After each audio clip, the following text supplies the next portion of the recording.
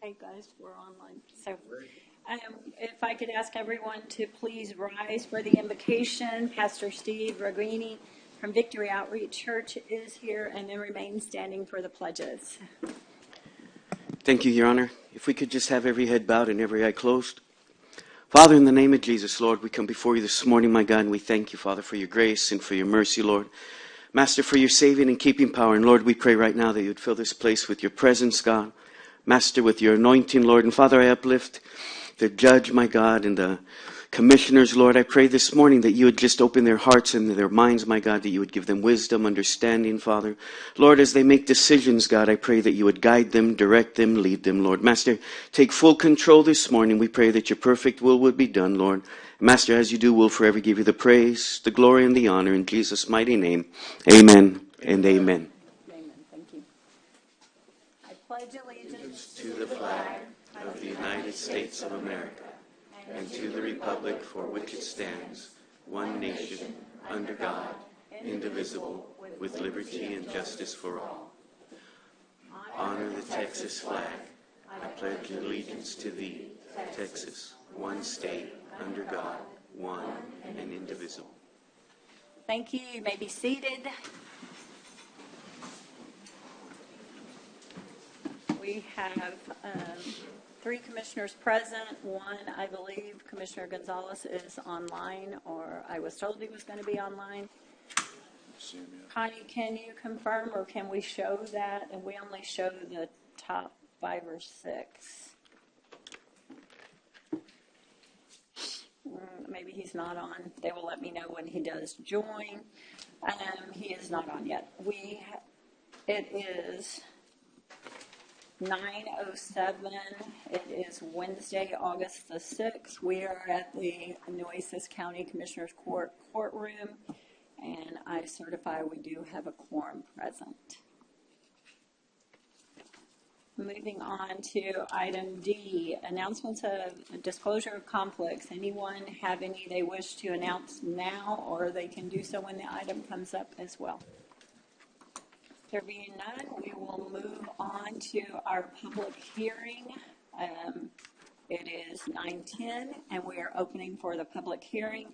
The Nueces County Commissioners Court will hold a public hearing on Wednesday, August the 6th, 2025 at 9 a.m. in the Nueces County Commissioners Courtroom, 3rd floor, Nueces County Courthouse, 901 Leopard, regarding the proposal of installation of all-way traffic control stop signs at the following intersections: County Road 47 and London Family Road, as per the Texas Transportation Code 251.152. A notice has been published in the Corpus Christi Caller-Times legal section on Monday, July 28th, 2025. Is there anyone here who has signed up for a public comment on this or wishes to speak? I don't. There being none, then we will close the public hearing at 9:11 and go into our regular agenda. I would like to pull up very quickly item 3A2 for a vote, since we just had our public hearing on that. Judge, I'd make a motion to take action on installing all-way traffic control stop signs at the intersection of County Road 47 and London Family Road. Second. We have a motion and a second. Is there any other discussion? All those in favor say aye. Aye. Aye. Any opposed? The motion passes unanimously with those present. And I don't think Commissioner Gonzalez is on still. Item F, adopt the following resolutions and proclamations today. Number 1, we have a resolution in recognition of the Cowallan, FFA Claybusters multiple state championship titles. That was pretty impressive when I saw that on social media, and we wanted to get you guys in here as soon as possible. I believe Commissioner Pusley's Executive Secretary is going to be reading that resolution. And if you want to come up, Kim, and read the resolution. Okay. I'll make the motion to pass. Are they here? Yeah, they're here. Okay. Yes. Are we going to bring them in? I'm sorry. Are they waiting outside? I thought we had. No, we're right here. Oh, you all here? that's- Okay. Yes, this is London school. There's the Cowellen, all of them. Okay, y'all can stay. We will, but the Cowellen team is all over here. I seemed right here standing. Yes, if you ladies all want to stand, please. Yes, that's why I did them first. They were in here. Sorry. Congratulations, guys. We have a motion and a second. All those in favor say aye. Aye. Aye. Any opposed? Motion passes unanimously. Please read the resolution. Okay. Whereas the Calallen FFA Claybusters is the official skeet shooting team of Calallen High School, under the dedicated leadership of Coach Glenn Hagler, ag teacher Bobby Ferris, and ag teacher Candace Deagle, whose guidance has helped shape the team with incredible sportsmanship.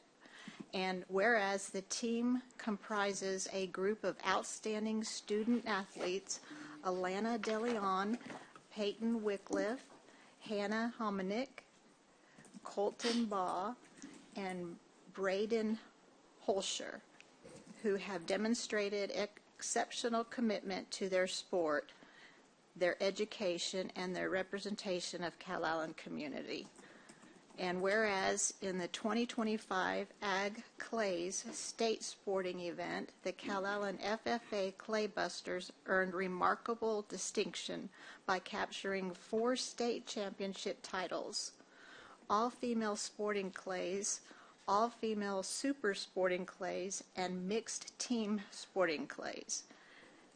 And the mixed team sporting clays, an achievement that includes a back-to-back state championship title. The impressive performance reflects countless hours of training, determination, and resilience, and highlights the team's commitment to excellence, both on and off the range, serving as an inspiration to their peers and a source of great pride for Calallen High School and the Nueces County community. Now therefore be it resolved that the Commissioners Court of Nueces County does hereby recognize the Calallen FFA Claybusters for their state championship titles.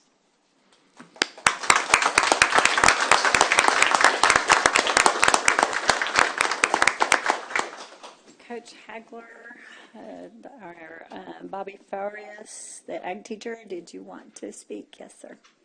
Do you want to make any comments about them before we start? Because we're just very impressed. Multiple state championships. Let me be clear and restate that. It was not just single. And we are so excited to have Cowellen in here again being recognized and appreciate y'all's efforts. We think, as a skeet shooter myself, I'm thoroughly impressed and think you ladies really set the example. And anytime we get young people in here that go this far and really dedicate their lives to the work and the skill and the hard hours that it goes on top of your regular school studies and your classes and things like that. We're impressed, and you're the people we're looking forward to coming back to our community and raising your kids and families here and things like that. So I just have to say congratulations. We're very honored to have you here to recognize you today. Anybody else want to comment or say anything? Well, I'd just like to say, again, congratulations. It's a great honor, and it is a highly competitive sport, and I know how hard it is to get to that point. And as the resolution said, you not only brought honor to yourself, but you brought honor to your community and your school district. So congratulations, and we look forward to more great things. Thank you very much. And we would love to, if one of you wishes to speak, you're more than welcome to take the microphone. If you don't, that's okay too. But otherwise, we'd have you come forward, and we'd love to have a photo with you. We have a resolution, but one of our commissioners is out, so we will take the photo with us, but we'll get it back to you once we get all the signatures on there. So. Oh, and sorry. Carrie has one from Congressman Cloud. She wanted to hop on ours. Can we get her to read hers first, because they want to recognize y'all as well. Carrie Moore from Congressman Cloud's office. Good morning. I am Carrie Moore. I'm with Congressman Cloud's office, and we're so impressed with what y'all have done that the congressman wanted to congratulate you on behalf of himself and everyone in the Congressional District of 27.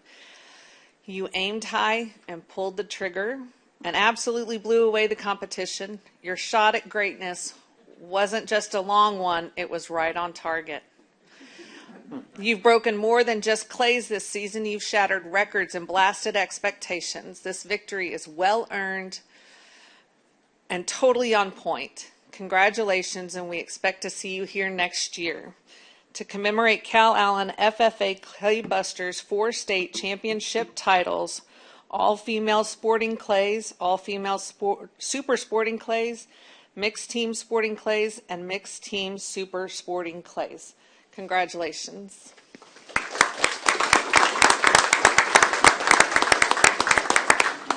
Now, if we could have you ladies and all of your team, if you have parents here too afterwards that would like a photo, we would ask you all to come. Yes.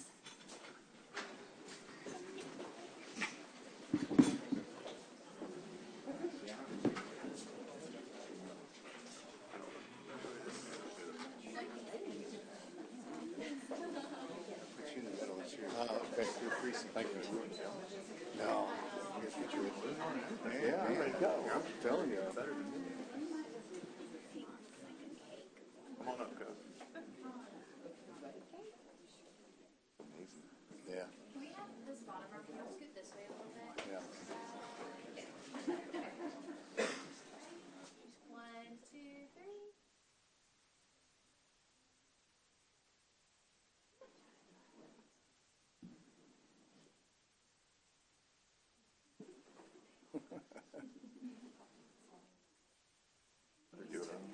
Yeah. You still running, or? Okay. 1, 2, 3.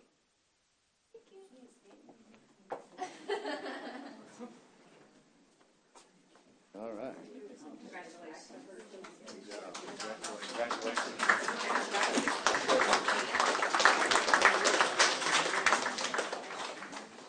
Congrats. Congratulations. Congratulations. Congratulations.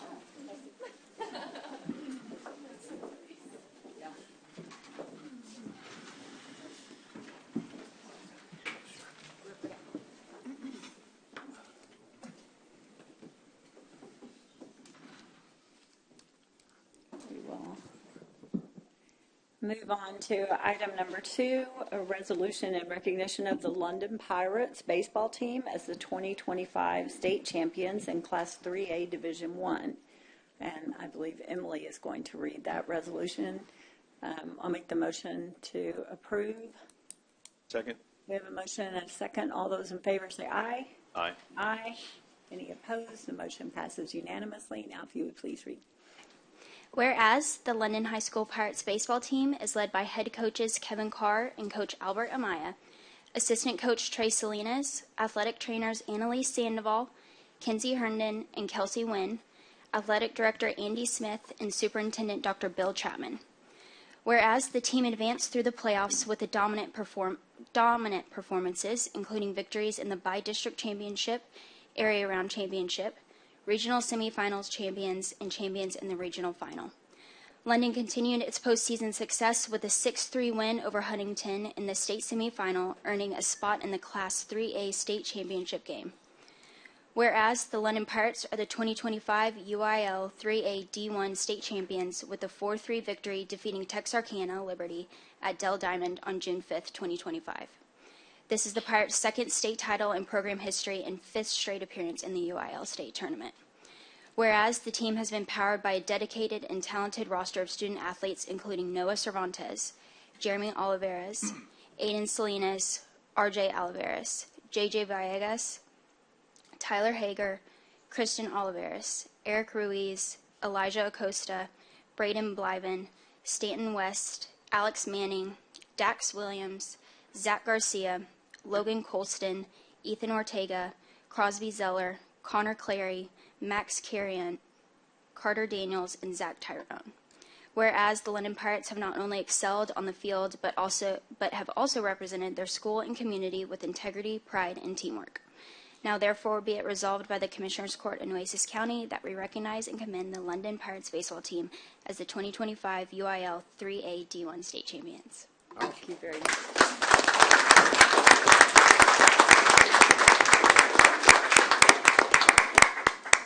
And Coach, you want to come on up and talk? Yes.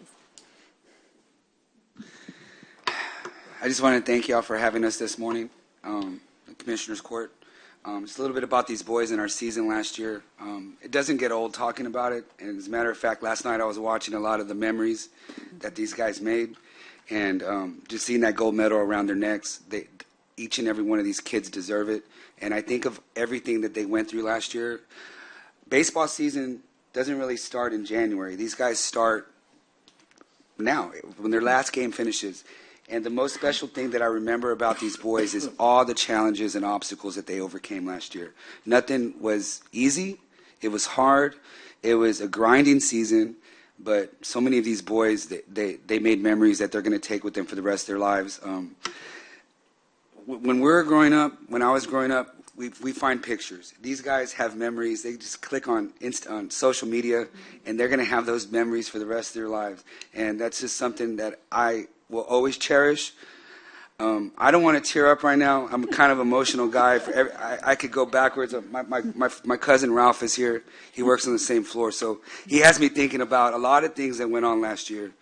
And these guys, Coach Smith, Dr. Chapman, these boys, they were there for me, and I'm never going to forget it. It was a season that was so special, and I'm never going to forget it as a coach. Coach Carr, Coach Salinas, everybody involved, I'm sure they feel the same way. And I'm looking forward to doing it again, and I know these guys are too, and that's their motivation.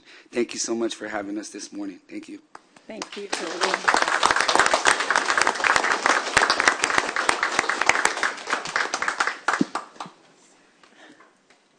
We want to start off by saying congratulations from the court. How we're so honored to have you here. I know it took us a while to get this scheduled and get you in here, but we recognized you right away, and we were rooting for you the whole time. I know the commissioner kept us informed on how you were doing in the playoffs and stuff, and we were very excited to be able to bring you here for today. How many of you are returning? How many are going to be back on the team? They're already started. You don't? The seniors are already gone. They've started school, so all of this is, that's great. That's a great team. Yes, understandable. We know how it is with the summer trying to get a team together and people back, but I know Commissioner Chesney wants to say a few words about this, but we just couldn't be more proud to have you here today and honor you in this big victory, and hope that you continue to bring us more state champions back, and we'll be looking forward to honoring you again in the future. Yes. Thank you, Judge. Great. So great to have you here. Heck, Coach, you almost made me tear up just sitting back there watching. I have a tendency to do that myself. And this is definitely such a special time to have you. And I do want to note for the record, I know you got to the city first, but I called first to get you here. So I want to make sure everybody knows that. And in fact, what the response was, we were ready to go right after you won this thing, because I had already pre-drafted it because I knew you were going to win the thing. And all we were waiting was to get you here. And then what I was told was, oh, sorry, everybody's already split off and they're playing summer ball. So it didn't start now. It started right after you won the championship. I know a bunch of y'all went off and played summer ball. Some of the seniors as well were doing on to their next thing. So the commitment and dedication that London has put into all our athletics is just simply amazing. I know, sorry to see Coach Carr leave, but Coach Amaya, what a great, reputation you have, and Coach Salinas, it's in great hands. We know that. We're just going to use the word dynasty. We're just going to call it like it is. When you go to state tournament 5 years in a row, that's a dynasty. That was good enough for the Spurs and the Cowboys when they did theirs. So we're going to use that word. And there's a few sports dynasties in this community, but today we're focusing on London, and London baseball is a sports dynasty. It's been great to get to know Coach Smith a little bit as he takes over from my friend Coach Moreno, and what an inheritance he got to walk into to go watch this happen. It's incredible. Dr. Chapman is a great superintendent. He's done a great job, and I know how much he supports your athletic program. I think Coach Smith would tell you that. Coach Mai would tell you that, and so it's just you've got a special thing out in London. I had a son graduate from there, and so I know it firsthand. So don't and Coach is right. You got a lot of opportunities that we didn't have growing up. You can click on things, but state championships don't come around. Like, I know they tell you all the time, remember this, try to, really enjoy it, but I can't stress that enough, because one day you'll be an old guy like me sitting up here going, man, I remember back when I won a state championship 100 years ago, right? They'll never, ever, ever be able to take that away from you. It's pretty darn cool. You'll always be the state champions for 3A baseball, and that's just incredible. So congratulations. We appreciate you. And I know the rigors of London, how difficult it is academically too. So to be able to keep up with all that is impressive as well. I could talk about London all day long, and as the judge knows, and she don't want me to do that. So not that she doesn't love hearing about it too, but I did also tell you I try to keep you here as long as I could so you'd miss some more school. So I'll talk for another hour or so. If that's okay, and then we'll move on. Seriously, congratulations. Thank you for coming down here.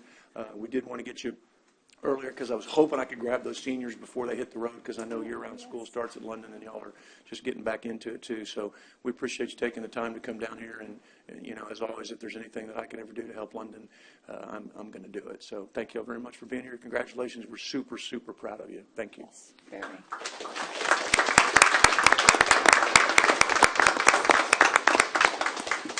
And I think Carrie has a presentation from Congressman Cloud's office as well for you guys. I have more puns. Don't worry about it. You knocked it out of the park this season and scored big when it mattered most. From the first pitch to the final out, you swung for the fences and hit a grand slam of a season. This team didn't just step up to the plate. You brought the heat, kept your eye on the ball, and ran away with the title. We are so proud of you, and we expect to see you again next year. On behalf of Congressman Cloud and everyone in District 27, to commemorate London High School Pirates varsity baseball team as the Class 3A Division I 2025 state champions. This is a special congressional recognition.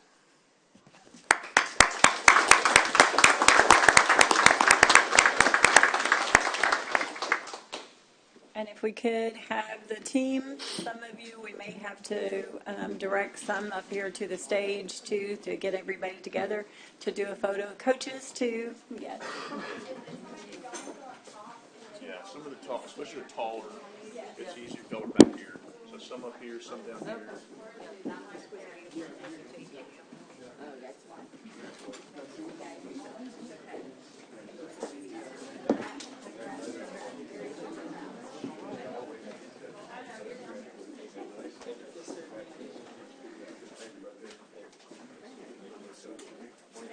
Oh, no, we didn't. Okay, you can come back this way. We'll balance it out. Let's see if we get some of you on.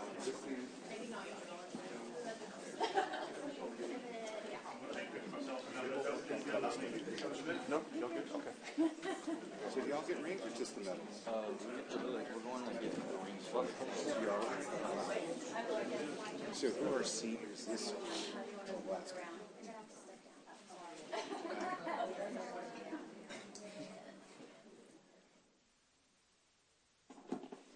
What if I get behind now? They're short. It's just a gentleman right here. Sorry. I think if I go, I can get it. Okay, ready? Smile. 1, 2, 3.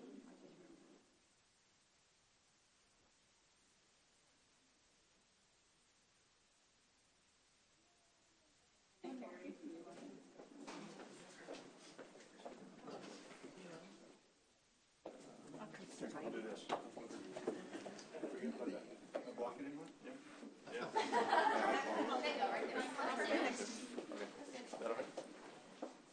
Ready? 1. 1, 2. For Presley, can you take a step this way? Perfect. 1, 2.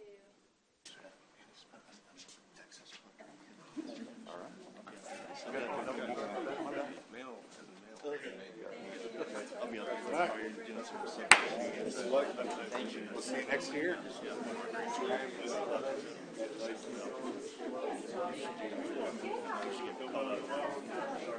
So, thanks. Thanks for coming. Congratulations. See you next year. Take care.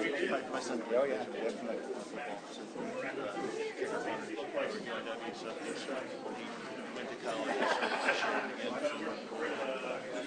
hiatus, a lot of individual sports. So thank you for supporting high school athletics. I know how hard it is to get officials. I enjoy it. It keeps me in shape, or it attempts to keep me in shape anyway. So awesome. Well, anytime you're over in London, come by and say hi. Yeah, I will. Thanks, sir. Yes, ma'am. Hi. Yeah, nice to meet you. Congratulations. Thank you. Appreciate it. I went to London. I graduated.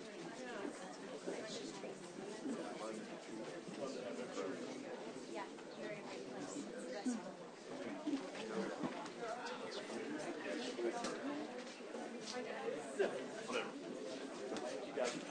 Yes, of course. It was so nice to meet you.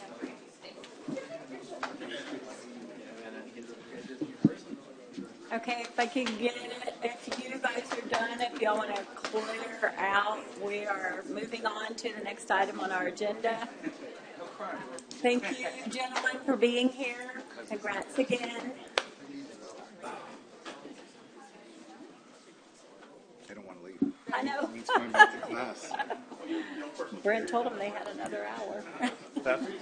What'd I do? They're waiting for that extra hour. Oh, right, right.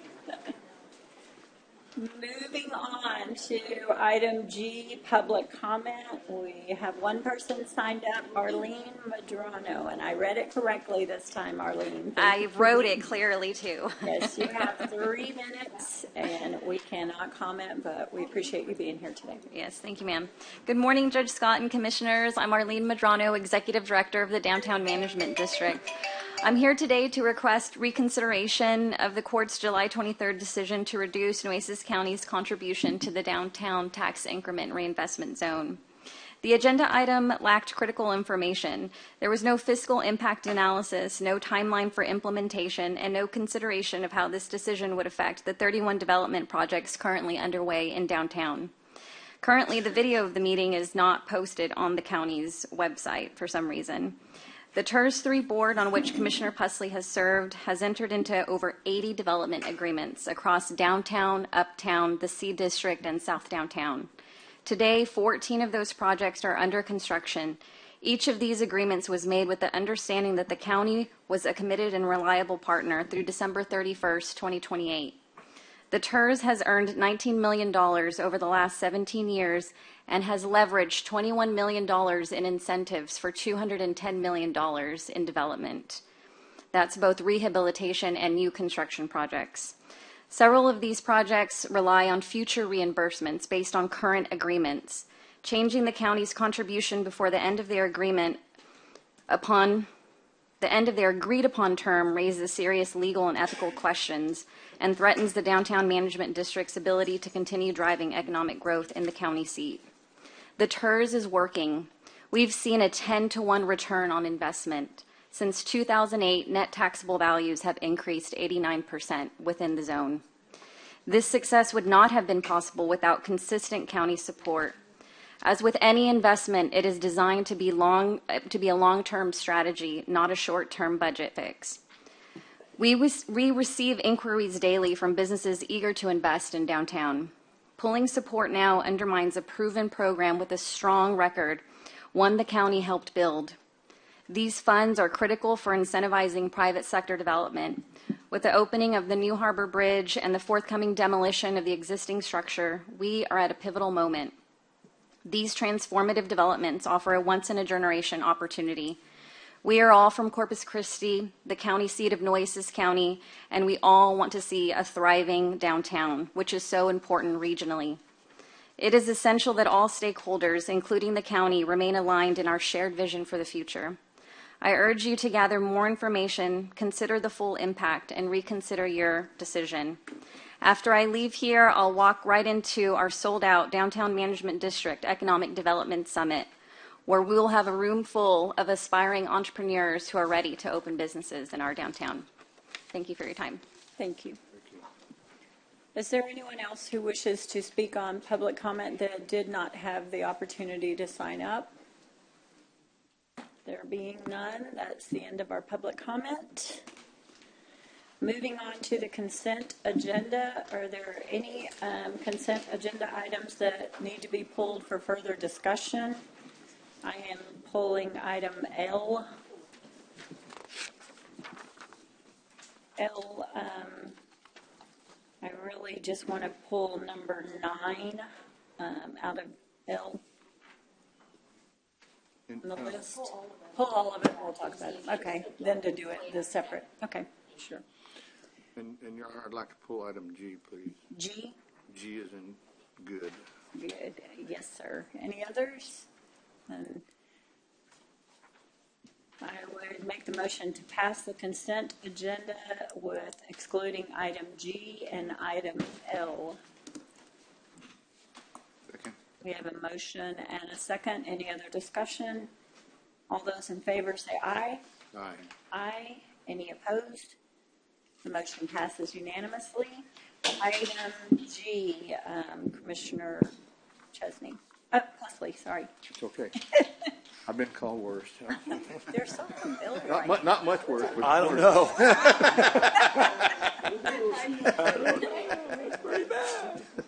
know. Okay, thank you very much, Your Honor.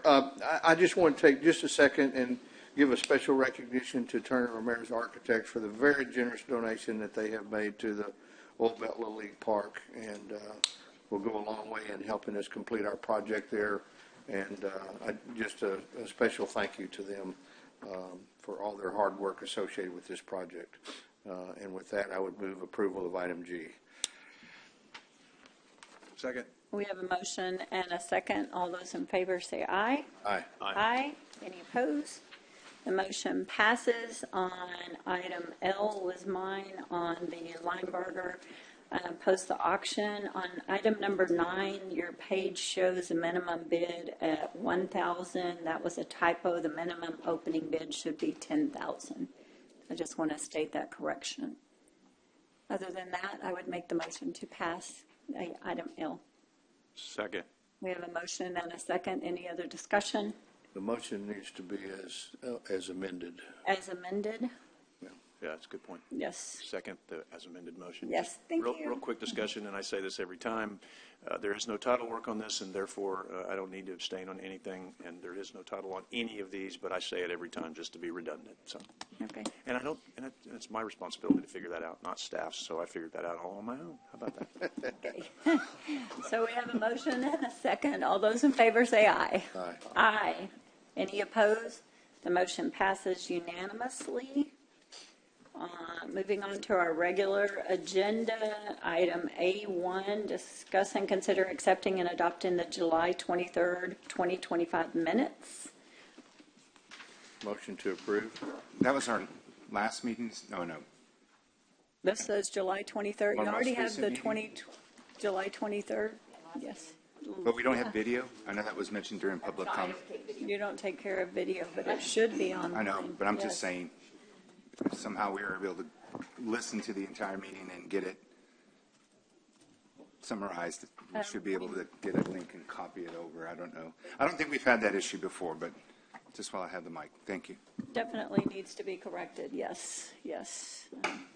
So were you seconding that Yes, motion? ma'am. We had a motion and a second. All those in favor say aye. Aye. Aye. Any opposed? The motion passes. On the minutes, moving on to item 3, and I believe we have Patricia Shipton and Joel Romo online on receive an update on the 89th legislative special session, discuss and consider extending the contract amendment approved by Commissioners Court 7/9/2025 through the close of the legislative session and all related matters. We don't know, we are hearing things, but I'll let them talk to you about whether there might be any further special sessions. And Good whichever morning. one- How are y'all? We're good. Y'all have been busy. We have. Well, you know, Except it's for now. the stop-start Yes. of this special session. So I think y'all have paid attention to the news. We're currently under a quorum break. And so to the judge's point about whether this session will extend, as a reminder, just in general, special sessions are 30 days at the call of the governor. This special session has broken down into a standstill because of the quorum break. And so thus far, nothing has been finally passed by the legislature. The Senate has passed some key pieces. but without any action in the House. The House attempted to take on the redistricting bill and thus the quorum break. We feel like there's only 13 days left in this session.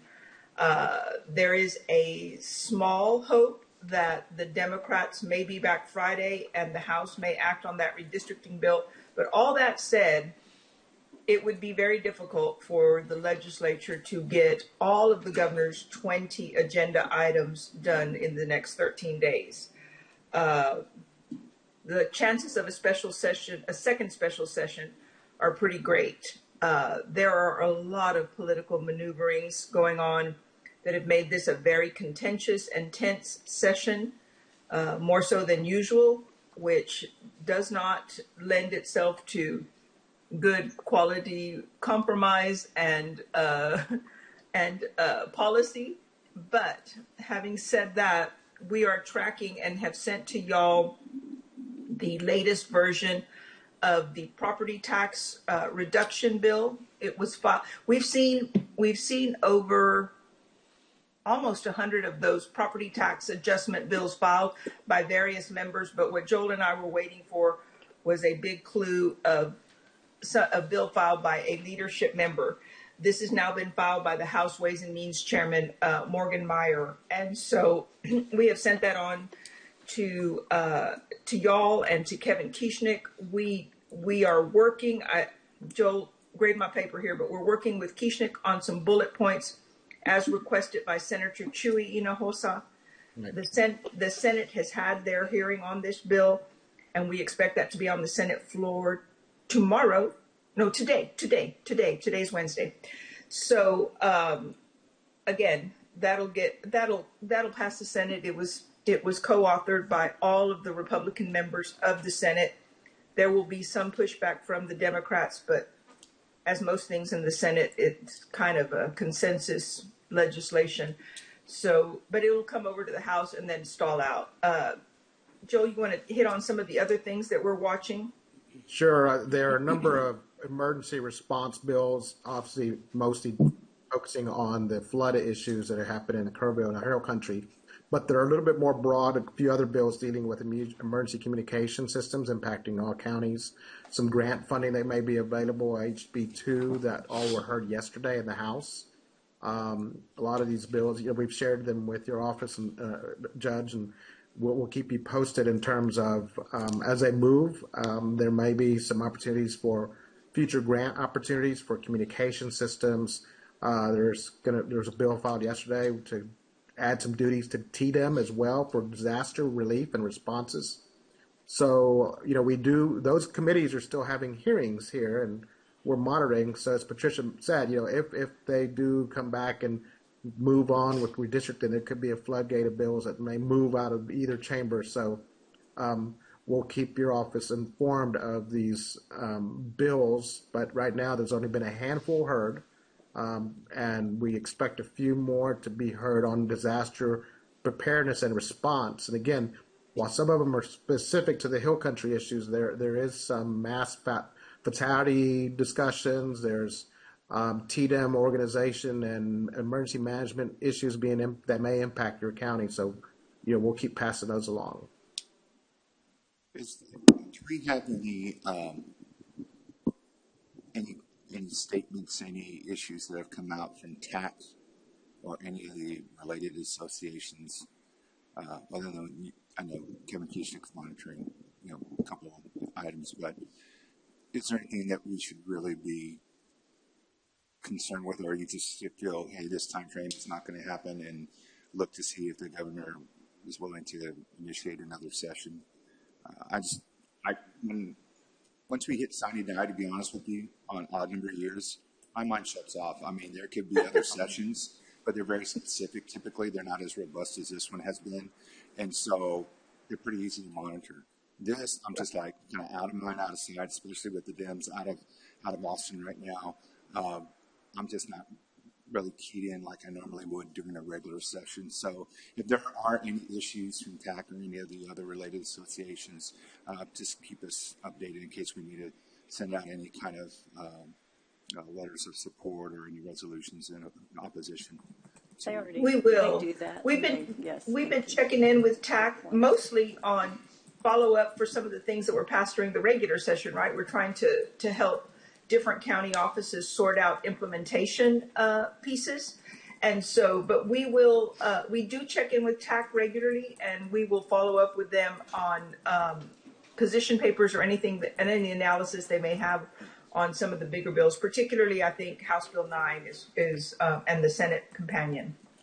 Yes, we worked with Adam Hayes at the hearing last Friday with urban counties as well. They and the County Judges and Commissioners Association. They all had people, their legislative committees testify opposing the SB 9 regarding the 2.5% equation issue. And for your office, the county's office was able to get us, I think the bill would impact Nueces County to the tune of $4 million. So we have shared that too with Senator Hinojosa's office. But yeah, we have been coordinating. And so our thoughts are is once SB 9 does come out of the Senate, which we think will happen, we think what we like to do is have the judge send a letter to the House delegation and leadership, because I think it's more effective in the House. Patricia and I thought it would be more effective in the House to deliver that message about the negative impact. And this is a bill that if SB 9 did anything, it unified the counties and cities more than ever, opposing a bill and trying to fend off this additional impact on local entities. Well, I'd like to see that go to every member. They may overlook it, but someone in their staff's going to see it. And I think that we can't give a pass to the Senate or the House, regardless of party. We have been a very conservative county over the years. We have proven that time and time again.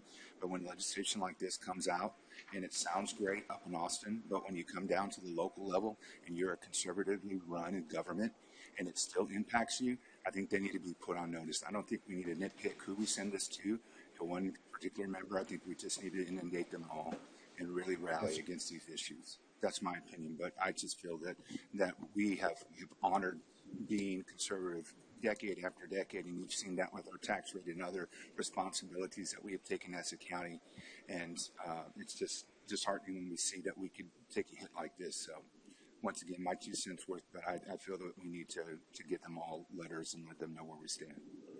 Good point. And they do, they work very closely with us. They've kept us apprised, and the information, just like they said, some of the work they have been doing as well is helping to clarify the legislation last session at the last minute, things that passed that have, put a burden on the county and that we have to implement in a very short time. And we're all trying to do what the law requires us to do. And it is difficult, to say the least. I think we've got several different opinions. We think we have it now. Right. We've called several people. We believe we have the answer now, but we're still going to be following and watching and making sure for the clarification, and have talked to those offices myself personally as well and let them know that it is, needs to come out with a support page a little bit easier for people to implement than having to go through the links that we have come to try to make sure we are following the laws that are passed. So, and I get it. They have been amazing working for us and working with us and going around and talking to these people. No, I think Patricia and Joel have done great work for us, and I get it. Once the dust settles, sometimes there's things we do on the budget that we don't realize the further implications until that actually happen down the road. And so, thankfully, that they are looking into trying to correct this. But I know people Some like of these Kevin increases started and Sands have done a lot of good work up in Yes. Austin, along with our legislative team. And so we're represented, I think, to a great extent in Austin. But just keep us updated as much as you can. I know the judge will as well. There's a lot to look at, and like you said, if the Dems do even come back, it's not going to be much time to get this entire agenda addressed. So we'll see if they come back for round 2. Thank you. Okay. Well, the other thing we put on this, and because we don't have a meeting until afterwards, to put that if the governor called for another special session, that we could continue with our contracts with them. They don't have the paperwork in, but because we don't know that we're going to need it, or the governor is, but we would not have to have a special session. And I believe that we should, just to prepare, and with all the work they've been doing for us and cleaning up last session's views on and getting us opinions on how the law is implemented and working towards this one. There are some very key issues with the Senate bill that passed and some things with the emergency services. There's a lot of tax things still coming up, so I think we very much need them working on our behalf if there is another special session called, and in light of no action being taken right now with nothing going, it's highly likely. So I would make a motion to continue their services at the same if the governor calls another special session. Second. We have a motion and a second. Any other discussion? Yeah, yes, ma'am. Yes, I'd go like ahead. to. I concur with Commissioner Mars in his comments. You know, the state legislature for the last at least 3 sessions has taken away the ability for counties to raise funds to support the things that we're responsible for supporting. And as we all know, the main thing that we support in this county and many other counties is the administration of justice. And they have, their actions have made it extremely difficult for us to do that job. Everybody wants their day in court, and everybody wants criminals held accountable. Well, we can't do that if we don't have the money to do it. And so we have to be able to pay people to do those jobs in those positions. And the fact that they're once again trying to take away our ability to raise funds to support the things that we need to do that are constitutionally required for us to do just doesn't make sense. I'm also personally disappointed that in a state where we're running out of water in every direction you can point, that this legislature has chosen not to put that on as a special item during this session. I think that is a real misstep on their part, and I'm very disappointed. Thank you, Your Honor. Thank you. Any other discussion? We have a motion and a second to continue only if the governor calls another special session with the contract with them at the rate they are at. All those in favor say aye. Aye. Aye. Any opposed? No. The motion passes 3 ayes, 1 no.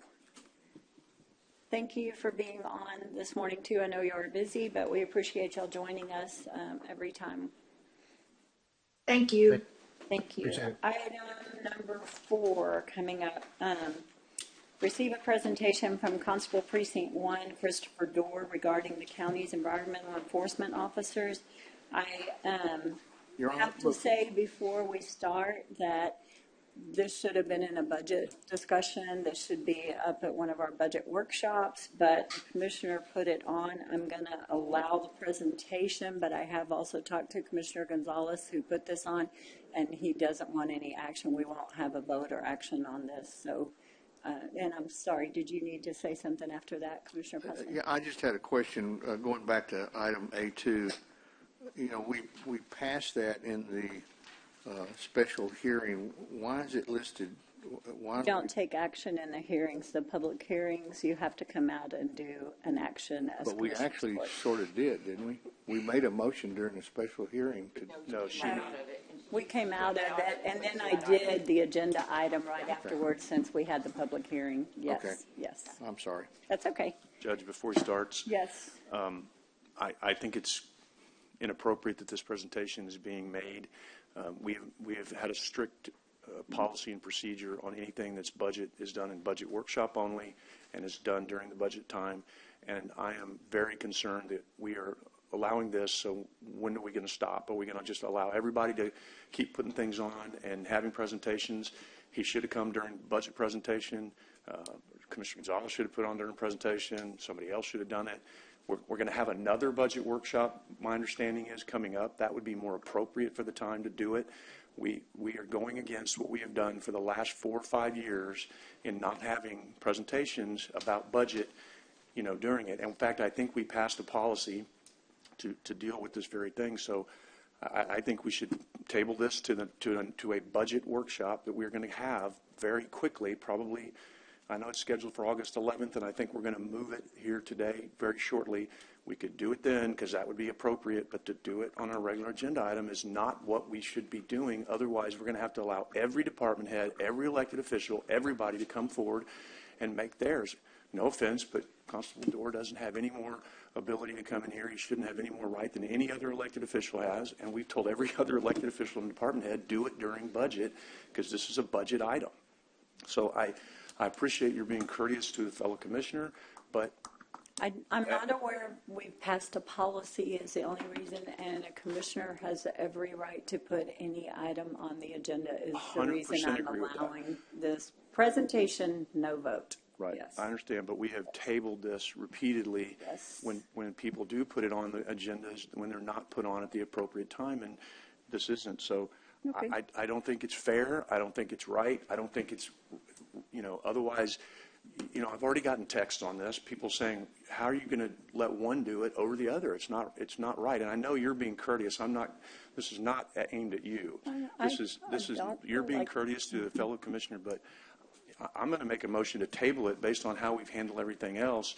And if I lose, I lose, but at least I'm going to stay true to what we've been trying to do, because I don't think this isn't right. And we all know the procedures, and this shouldn't be on here and it'll be it'll be next week or whenever it can be. But I don't want to fill up commissioners' court meetings with presentations that should be done during budget workshop and budget. So that's my motion to table until whenever the next budget workshop is, which will be very soon.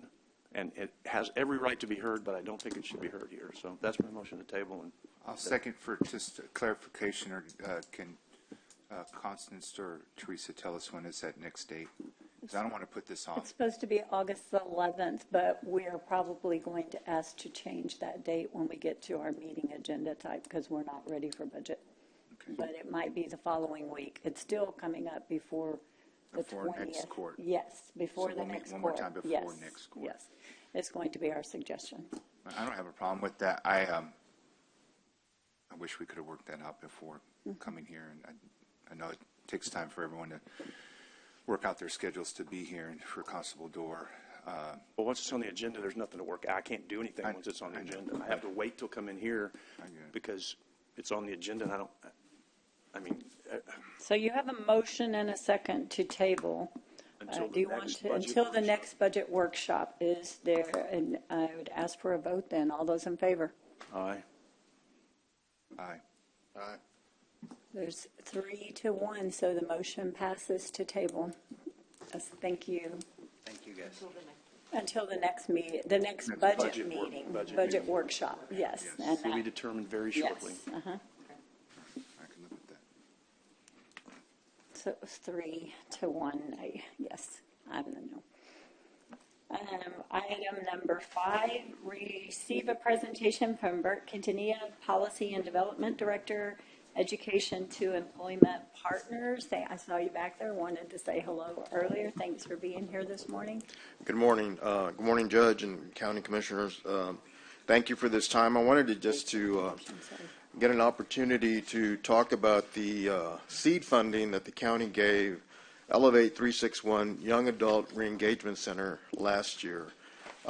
As we started as an initiative of Opportunity Youth initiative here in Nueces County, the county was one of the first entities that helped fund that process. So again, I'm Bert Quintanilla. I'm the Policy and Development Director for Education to Employment Partners, which is the nonprofit that oversees the Elevate Center. Let me just start by defining Opportunity Youth. That's anybody that is 16 to 24 years of age that is not in school or not working. In Texas alone, there's almost 500,000 youth that fit this category, almost 13% of our population. In Nueces County, we did a study with the university, and we have over 6,000 youth that fit this category. That's 15% of our population. Part of the initiative that started this center started with the Chamber Education to Workforce Committee, the city getting involved, Education to Employment, creating this youth coalition that the county is involved. We have MOUs with the detention center, with Family Drug Treatment Court, as an alternative for those individuals to come in and get educational resources and workforce resources as well. So we were able to open up our doors October of 2023, and we have now served over 192 participants, which is important because the economic impact of that, there's several different studies across the nation that indicate that it's about a $51,000 society cost, and that's lost earnings, taxes, and public costs, incarceration, public health, and what have you. So that's an average of $51,000 per year per opportunity youth. So if, for example, if 100 of these opportunity youth, that's a $5.1 million burden on society every year per person. So if you take the 192 youth that have come through Elevate 361, that's $9.8 million of public costs that has been re-engaged into it. So it's an important cause. It's a federal cause. It's Opportunity Youth is part of the Wyoming bill that just passed. There's several different bills in the state that our community was kind of in the lead of. It's a priority for Governor Abbott as well. And I just wanted to come back and say thank you for giving us the seed funding to get started. We are now engaged with the county commissioners and surrounding counties to kind of start looking at the rural areas and putting these toolkits in there. E2E luckily has infrastructure with post-secondary colleges, school districts in the rural area, and so we're ready posed to start kind of taking that out to the rural area. The state is has been funding quite a bit of this type of work in the rural area, so that is something that we're looking at and in the process of doing. The only ask we come today is if there's opportunity for further collaboration, looking for grants at the federal level, state level, we'd like to come back and see if we can work together to continue this process of having this economic impact to this community. Quite frankly, if we don't do anything, we're still spending the money with incarceration and everything else. So I appreciate it. I'm here for any questions if you have it. I have a question, Bert. Is the picture on the first page that you provided as far as background documentation, is that the same building that I toured at the beginning? Yeah. And then again about a month or so ago. Yeah. So I got invited. I think we all got invited. I had a chance to get in and actually go see this building when it first was opened, and this room looks nice and bright and very light colored. It was dark. It was literally black all over. It was a former nightclub, It used to be the Cowboy Cantina. Yeah, former bar. So yeah, and now it's education. For people who don't finish high school, who need to come back, get their GED, and it's an amazing facility. So I encourage you all to go back and. Did you frequent that bar? Did you frequent? I didn't know where it was. I had to Google it on my map, but nevertheless, I mean, in this year or so that they have transformed, it's just an amazing transformation. White county government, we only put in a part. There's a lot of other entities, so we have our part as a county, right, just to be able to help support getting people back into education, becoming members of the community that can earn certificates, licenses, degrees that can help contribute so much more or less of a burden onto our programs that we offer here at the county. So why not do it the right way by helping these young adults? And there are some amazing young people that are there who they've achieved, and now they're mentors, and now they're encouraging new people are coming in, younger and older adults. And so we don't always get a chance to see the impact of the funding that we support, and it was not very much that the court supported, but it's gone a long way along with those other entities. And obviously Bert mentioned state and federal oversight that's being used to create these programs throughout the country. But here at home, this is the impact. So this is a good reminder from us of what was done. And I got to go sit in on that. It's already been June, but HEB made a sizable donation to the Elevate 361. And so that's just, once again, public and private sector who are helping support education, getting people re-educated back onto the workforce and be able to be effective members of our community. So thanks for your time, Bert. Appreciate Thank you. Appreciate it. Agree, and we're happy to work with you on any of that other, if it comes up, opportunities and grants and things. Thank you so much. for what And you do. the invitation is open to all of you to come by anytime. We would love to have you and get to see these great young adults in our community that are just trying their best to get back into it. So Thank you. thank you very Thank you much. for Have a good being morning. here. Thanks. Moving on to item 6, discuss, Your go Honor. ahead, sorry. Before we move on, I'd like to request that we reopen item number 4, and since I voted in the affirmative, I think I have the right to do that. You voted to table it. I did. And you want, yes, so Which you have means the right to, which I yes, means I okay. supported the motion. Okay, And so I'd like to make a motion to reopen item number 4, if I can get a second. I'll give you the second for discussion, yes? Yes. Go ahead. Do we need to vote? Oh, I you're saying made a to motion. Oh, to reopen, just the, I mean, I'm not going to vote to reopen, but you can do what you want. I mean, I don't. you I mean, can, it sounds- just for the, what are you wanting to do, I'm sorry? Okay, I just want to, I've struggled with this mightily on this decision, and I understand Commissioner Chesney's concerns about doing this during budget, but sometimes if we hear something more than once, it helps us when we get into the budget process. And I also am a strong supporter of each commissioner having the right to bring things before this court and have them discussed up or down. And so given that, I'd like to change my vote to not support the motion that was made.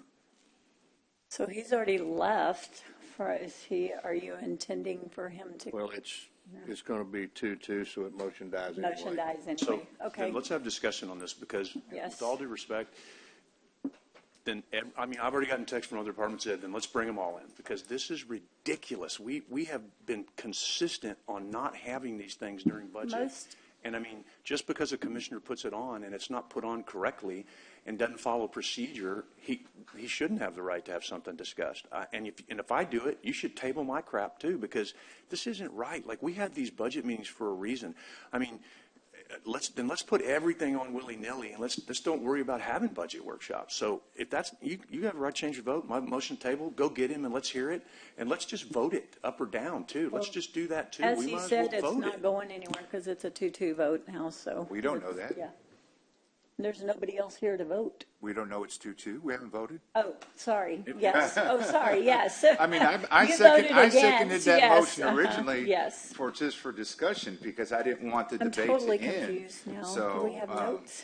Just bring it back flip the in. other way. I'm not saying I'm going to switch, but I agree with what Commissioner Chesney is saying. I don't want to get into the policy where we've been very careful as a court to allow anyone to bring up any item.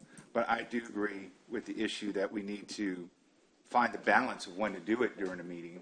And that's really the only thing that pushed me forward on this was that we would come back before court to have this discussion. But I do agree. This opens up. I've gotten calls too. I mean, I just didn't say, but I've had similar calls from other members of law enforcement who feel that their office is most qualified to have this. And so we're having debates individually with these other elected officials who should have a right to bring it up all at once and have a discussion all at once rather than kind of go petition each of us at one time. I do agree that, having this held out and tabled because one commissioner wanted it and then we don't do it, I think it's dangerous. Now, we put caveats, well, because it should be done during budget. Those are things that I can support, but I don't want to get into the habit where we just don't like it, so let's just shoot it down and no one ever gets a chance, because that could be me one day on one end of an issue that there's 4 members or 3 members of the court that don't want to hear it. So I'd be very careful there. The only reason why I support continuing to table this is because it is a budget issue, and we're only doing it because we have a budget issue coming up within the next week and a half, right? Yes, Less yes, than 2 weeks yes. prior to our next court meeting. I will be very clear on this. I have been very open about every commissioner has a right to put anything on this agenda. I had several meetings with Constable Dorr about this. We asked him, we told him it wasn't the proper procedure. We told him the only way that anything can be put on like that is a commissioner putting it on, because I do not have the authority to take off a commissioner's agenda item. I don't. The commissioner was clear that he was okay with just having the presentation but not doing a vote. I even asked Constable Dorr, the only other thing I told him he could do is come in and public comment in 3 minutes, but you're opening up another door there. But it is public comment and anybody can walk in and do their 3 minutes. So I understand we have guidelines and policies in a place for a reason. I am not aware of the policy to not have budget discussions except for in workshop or changes. So I couldn't agree to that today. I would love to see that if we do have that in our policy already, and I hope my staff is looking that up. But we all have that authority to put an agenda item on and be heard. I don't know if it's policy. I just think it's the timing, right? For me, it's about the timing. If this was the middle of the fiscal year and we needed to make a change, then yes, let's do it. Let's hear it right then and there. But because we are so close and because there are so many other interested parties, I want to keep it fair, right? And if it means stacking up a budget meeting where the morning session is going to be listening from Constable Precinct 1 all the way through Precinct 5, the Sheriff, Public Works, everyone that has a stake or potential stake at being responsible for code or environmental enforcement, then let's do it. Let's bring them all in, and then we'll weigh that out, and that'll come into our decision making. But one or another, that to me kind of gives preference because they're the only ones that are getting a chance to speak. When I think there's other great proposals that could be given to this court in public, right? Not one-on-one in a meeting in our offices, but before all of us. And I know that was probably the intent of this one, but like I said, I've spoken with at least 2 other constables, or 3, I'll say 3 elected law enforcement members, right, elected members of various agencies within Nueces County that are probably interested, along with Public Works, who still oversees that currently. So I would just say, let's just wait. It's not about Constable Dorr. In fact, I love seeing the picture in his presentation. Him and his chief deputy are still actually out there enforcing. They're wearing their constable uniforms, and they're still out there in environmental enforcement mode, like what they used to do for the county. So I know they want to be involved. I know that they're great in what they do. They have the most experience, but I want to be able to balance everybody out by having a fair opportunity, everyone presenting at once. So let this be known. My opinion is I don't know if this is going to be pushed or not. But if it is, that when our next budget meeting is, Judge, maybe you can ask any electeds, any appointments that are interested in wanting to oversee, that they should be here to make a presentation, because we're definitely going to have a presentation from Precinct 1, and it looks a pretty formal presentation to give to this court. So. No, and again, will of the court. If that's what you want to do, great. But then we need to send it out to every department head, because there are other people that want to come make presentations, and I'm gonna put them all on, because how do I say no? How do I now say no? Because Commissioner Gonzalez, and I'm not trying to pick on him because he's not here, but obviously he's listening or something, because I'm sure he's gotten word of it. But I mean, how do we say no to put it on when they're going to say to me, well, Commissioner Gonzalez puts it on and it gets heard. Why don't y'all? Why? Because I follow the procedures and he doesn't want to. I mean, whatever. Just if y'all want to hear it. I just think this is completely inappropriate. And if we're going to make exceptions because a commissioner puts it on when he knows he's not supposed to, okay, so be it. We went through great realm to make sure, because people were coming in during the year and making budget amendments. They don't find it in our policy. Right, the policy specifically talks about not being able to make budget changes. If I remember that policy, we've spent a lot of time on that. Yes. That we can't make budget changes during the year. Yes. This is a budget change.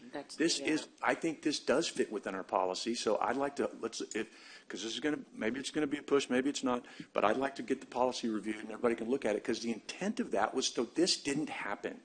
That was the intent of the policy. We spent hours on that because all the department heads were coming in mid-year, wanting salary savings, wanting whatever. So I guess we weren't clear enough in our policy because this was what we were trying to avoid, was not having presentations during the year on budget items. It's exactly what we were trying to do. Commissioners And referring Commissioner to. Plessy wasn't here when we did all that, so Right. he It's the he wasn't here on it's that debate, so he wasn't part of that, and so he He's doesn't. referring to the resolution that was For passed regarding reclassifications, positions, no changes to the budgeted yes. positions. Because it impacts our budget in the middle of Right. the year when we allow these if you change it ahead of time. And I did tell the commissioner that when he asked for this, and he said it is not an impact to the budget, it's a transfer. But that was his argument in it, and he is a commissioner, and by law, he has a right to put it on the agenda, so. He absolutely has a right to Yeah. put it on, but we have a right You to have a right to uphold the table spirit it, of what we're yes. trying to do and be fair with everybody else. So I'm telling you now, if I put something on and you don't think it violates, it does not offend me one bit if you table it, because it offends Commissioner Gonzalez or whoever it does. It's not about offense. It's about what's doing right and fair. I'm getting texts now from people going, what the heck? How are you letting one budget presentation be done when everybody else is told we can't do them? So I just don't understand why one commissioner gets to put something on and violate what we've worked to try to be consistent and fair with everybody else in the entire world, tell them when to come and when not to come. And because, yeah, he has a right to put it on. We all have a right to put it on, but doesn't mean Can I have an opportunity to speak? Go ahead, yes. Okay. Everybody's making great points, and Commissioner Mars, I appreciate your points on this. It's well taken. I've received those same phone calls. I've talked to at least 3 other elected law enforcement officers who have strong feelings about this as well. So in the interest of moving this on while we're still young, I'll withdraw my request. So, thank you. I withdraw my second. So we're back to, it's tabled, yes, it's handled. Moving on to item 6, discuss and consider authorizing and approving an agreement with Multibank Payment Services Ltd. to provide debit card, credit card, and ACH payment processing services for the tax office. I'll make the motion to approve. This is the customers pay for this fee when they utilize the service. So we have a motion and a second. Any other discussion? Just clarification, Go so this ahead. is an improvement of services, It's reduction in cost. Same services, reduction in cost. Thank you. All right. all those in favor say aye. Aye. Aye. Any opposed? The motion passes unanimously. Item number 7 is discuss and consider updating and adopting the Commissioners Court policy and all related matters. The only change in the updated policy right now is per the legislation that changed on the postings for Commissioners Court agendas. As per the new deadline for items for individuals asking to be put on our agenda will be Mondays at 5 p.m. and commissioners will have Wednesdays at 5 p.m.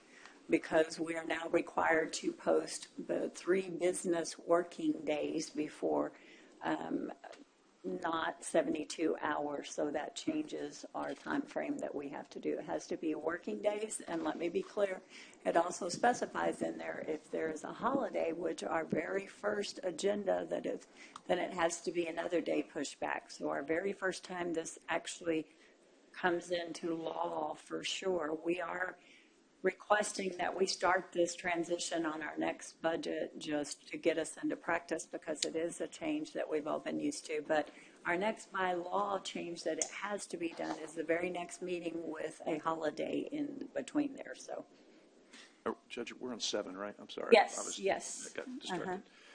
And I make the motion to approve. Second question. Yes. Clarification, Judge, from our county attorney. So business day, is that the day you file? So it's the next day that counts as day 1? Filing day does not count. The day of the hearing does. So you would have to post, instead of the 72 hours where we counted weekends and everything, every days. now you have to post earlier. So We would have to post by Thursday. Correct. End Five of o'clock business is on usually, Thursday. it's usually, we used End to of do business. Fridays at 5, and now we're going to be doing Thursdays at 5. Thursdays at 5. Okay. All right. Thank you. Or 4 or 5, depending on the county clerk's office, to make sure that everyone's here and available, that we can post. Yes, yes, okay. We've stayed after. Yes. So stamp in. Post it. Judge, can I, Go. you made what was your specific motion on this one? I'm sorry, I was trying to read something. I was trying to find the policy we're just talking about. To change the agenda deadlines, the policy that we have in there, that deadlines for items to be requested to be included on the agendas for outside people, employees, outside elected officials, Mondays at 5 p.m., and commissioners have Wednesdays at 5 p.m., Okay. their extension. And then And then vote we on will- that, and then I've got some more discussion, if that's okay, on Yes. another. Go ahead. Okay.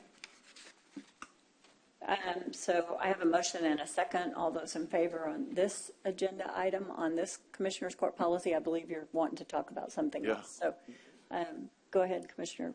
Yeah, thank you. Again, I just want to, and this is my own personal comment, of all the things that the state legislature needs to be looking into, I can't believe they wasted time on something like this. Thank you. So we have a motion and a second. All those in favor say aye. Aye. Aye. Aye. Any opposed? The motion passes. Now, I believe you have something else you want to discuss. Can you help me? Have we not incorporated, I can't find it. Can you help me find the part about the budget No, policy? it was only on, it's not in our policy. It was only on a resolution we signed at when we did budget last year. Say that again? Because There's we a- passed a deal, we passed something. Right, we passed a resolution regarding budgeted salaries that the department could not change, amend, reclassify any positions during the current budget year cycle Right. from what is already a part of the budget. Right. So the intent of that, by my recollection, was so that we wouldn't have people doing what we just argued over. So how do we make this more clear? Because whether it's amending the policy, incorporating that into the policy, or what it needs to be, because I'm all for hearing that discussion that we had earlier. I just want to be sure that we're fair and consistent. So do I need to make a motion to put that as part of our policy and expand the language that just basically says we're not going to have, unless it's an emergency, right? I get emergencies happen, but the whole point was people were bringing in left and right. And again, Commissioner Posey wasn't here, and it was just going on left and right, and people were coming The in. other thing we might need to look at, and the problem we have, is law enforcement was excluded from that policy. Law enforcement was excluded. Because they changed and their law enforcement. They were excluded from the policy for, Budget change excluded orders through the year. Right, Yes. law enforcement is excluded in the resolution. They can actually come and request changes because it's law enforcement and it changes all the time. But the code enforcement officers, they're not law under enforcement. law enforcement. Yes, if I was they just gonna change. say. Okay, so they're fall not there they're not yet. law Yes, enforcement. okay. So- Yes. Right, so again, and I don't remember what the exception was for law enforcement and why, I don't remember. Can you remember why we did law enforcement? Because they have They an had so many- emergency? Their ratios and The even law ratios, they enforcement had and so many juvenile, openings, they're they had the to- exceptions. They're the yes, two exceptions yes. on it, juvenile and law enforcement. Okay, because of, I don't remember the argument, but nevertheless. Thank you. How do we get this incorporated into the policy? Do we just need to make a motion to incorporate that in and then expand the language later? We can't now. We're not agendaed to Well, discuss that. It's in the policy. It's We're talking updating and about the policy, adopting so I'm the just talking policy. about how to do the right. So, Commissioner, Right. the resolution is like annual, right? So you kind of determine if you want to do that each year. If you put it in a policy, then it's a given. It's going to be just the ongoing policy. That's what we'll do going forward. So, okay, hold on. So we have a resolution, Sharon, and so I misspoke. It was a resolution. It was not policy. I apologize for that. First of all, I thought we incorporated it into the policy, but I knew we'd voted on something to do with it. So You're let right. me correct my words, and it should have been resolution, not policy. So, in theory, it's on the agenda. It's an item we could have discussion on if we wanted to, right, Jenny? I mean, it's germane. because we're talking about court policies, policy. Correct. right? So the question is, does the court have the will to make this resolution a policy and expand the policy to, and I really don't remember why law enforcement was excluded. I mean, I just don't remember why. And I'm sure it was good reason. But I thought we also had language in here that said if it's an emergency or, something of that nature that people could come back, but I'm not seeing that either. Well, law enforcement and juvenile, they're the exception, but they still have to bring it to court to get No, I their get it, but approval. I don't remember why they were the exception. It says on here at the bottom, it says, exceptions or extenuating circumstances shall be authorized as determined by Commissioner's Court. It is on the resolution. But where does it say law enforcement and juvenile? I Here don't it is, yeah. maybe? It's the third, it's the second paragraph Right. after the second But it says this request will still require commissioners, okay, so outside of the budget, no department, to reallocate salary funds for operational shortage. We Yeah, did I it more the intent and the reason. Y'all have always said you don't allow this. We never, you sign something or we had it come up in discussion. But the other hit on our budget is as soon as we get through with voting on a budget, it's predominantly in history and past the next month, the month after, people come in with reclassifications. Reclassifications are basically an increase in salary, and that hits our budget. So it's giving people raises in the middle of the year that haven't been discussed. So we wanted to try to limit that to where it was done at the budget time and not during the middle of the year. Okay, so then could we, and I don't want to, as Mr. Pussy said, while we're still young, well, I'm not young, but he is, if we could just, Jenny, if you wouldn't mind taking a stab at incorporating something for the court to look at the next meeting so that we could move this along, that at least incorporates into our county commissioner's court policy. Right, what we've already done, and then if the court so chooses to expand the intent a little bit to be more clear that unless it's an emergency, budget discussion should be during budget workshops and budget time only, unless it's an emergency. I mean, obviously there are exceptions for emergencies, but. Yes, and it does have exceptions in here, so that's good. That, okay. So, just great. And request, there's and no obviously motion the for court that. We supports just it, want you to you. come up with something to help us move forward. So, Thank you. Any other discussion on the Commissioner's Court policy? Anything we would like to direct Jenny to do otherwise? Moving on then, item number 8, discuss and consider the non-renewal of the agreement with L&H Farms LCC for the Richard Borcher Fairgrounds farm lease that is currently set to expire September 30th and all related matters. This lease termination is because this is the property that we are currently going to sell. I believe that the individuals can be in contact with them, that they have no problem with them continuing it, but it will not be with Nueces County anymore. So I would make the motion to not renew the agreement with L&H Farms that expires at the end of September anyway. Second. We have a motion and a second. All those in favor say Your aye. Honor, Sorry, discussion? I Go ahead. would just like to mention, with respect to L&H Farms, I'm assuming they've done a good job and we have no problem with it. None whatsoever. We should state that this yes, doesn't have any. Absolutely. This is just because of the property being sold, and I've talked to the people who are purchasing the property, and they are happy for that to continue if they just need to talk to them, not us, for the continuation. Yes. Well, and if we could, if L&H is looking for a place to replace some of this lost acreage, we have some very nice acreage around our county airport that we used to lease out for farming, and it hasn't been leased out in a while, and we'd like to find somebody to do that. Okay, great idea. Thank you.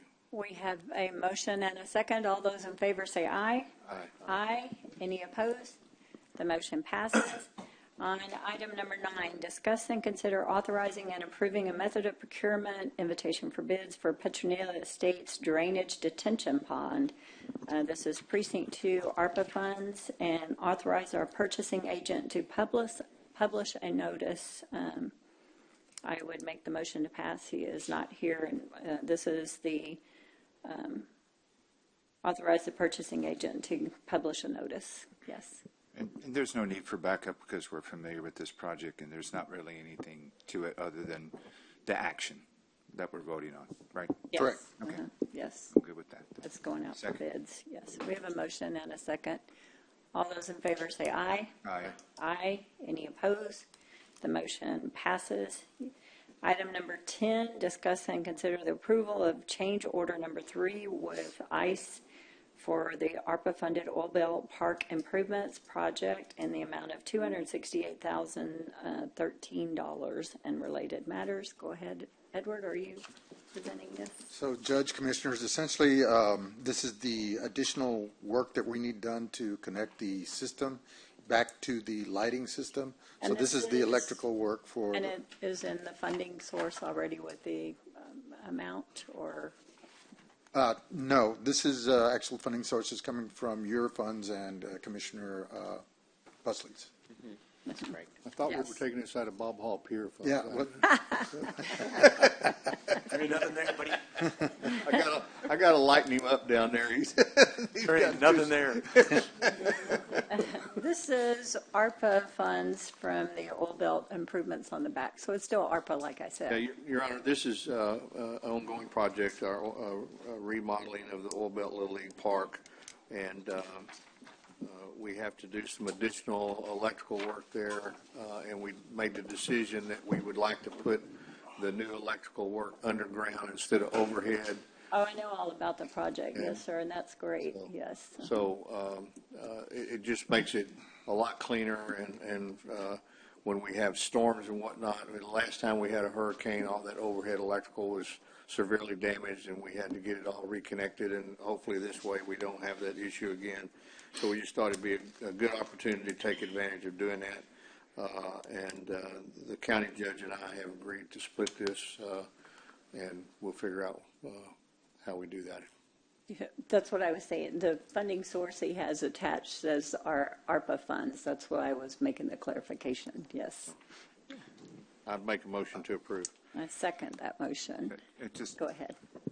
For some clarification, so the original contract days was 222, so now we basically have doubled the contract days.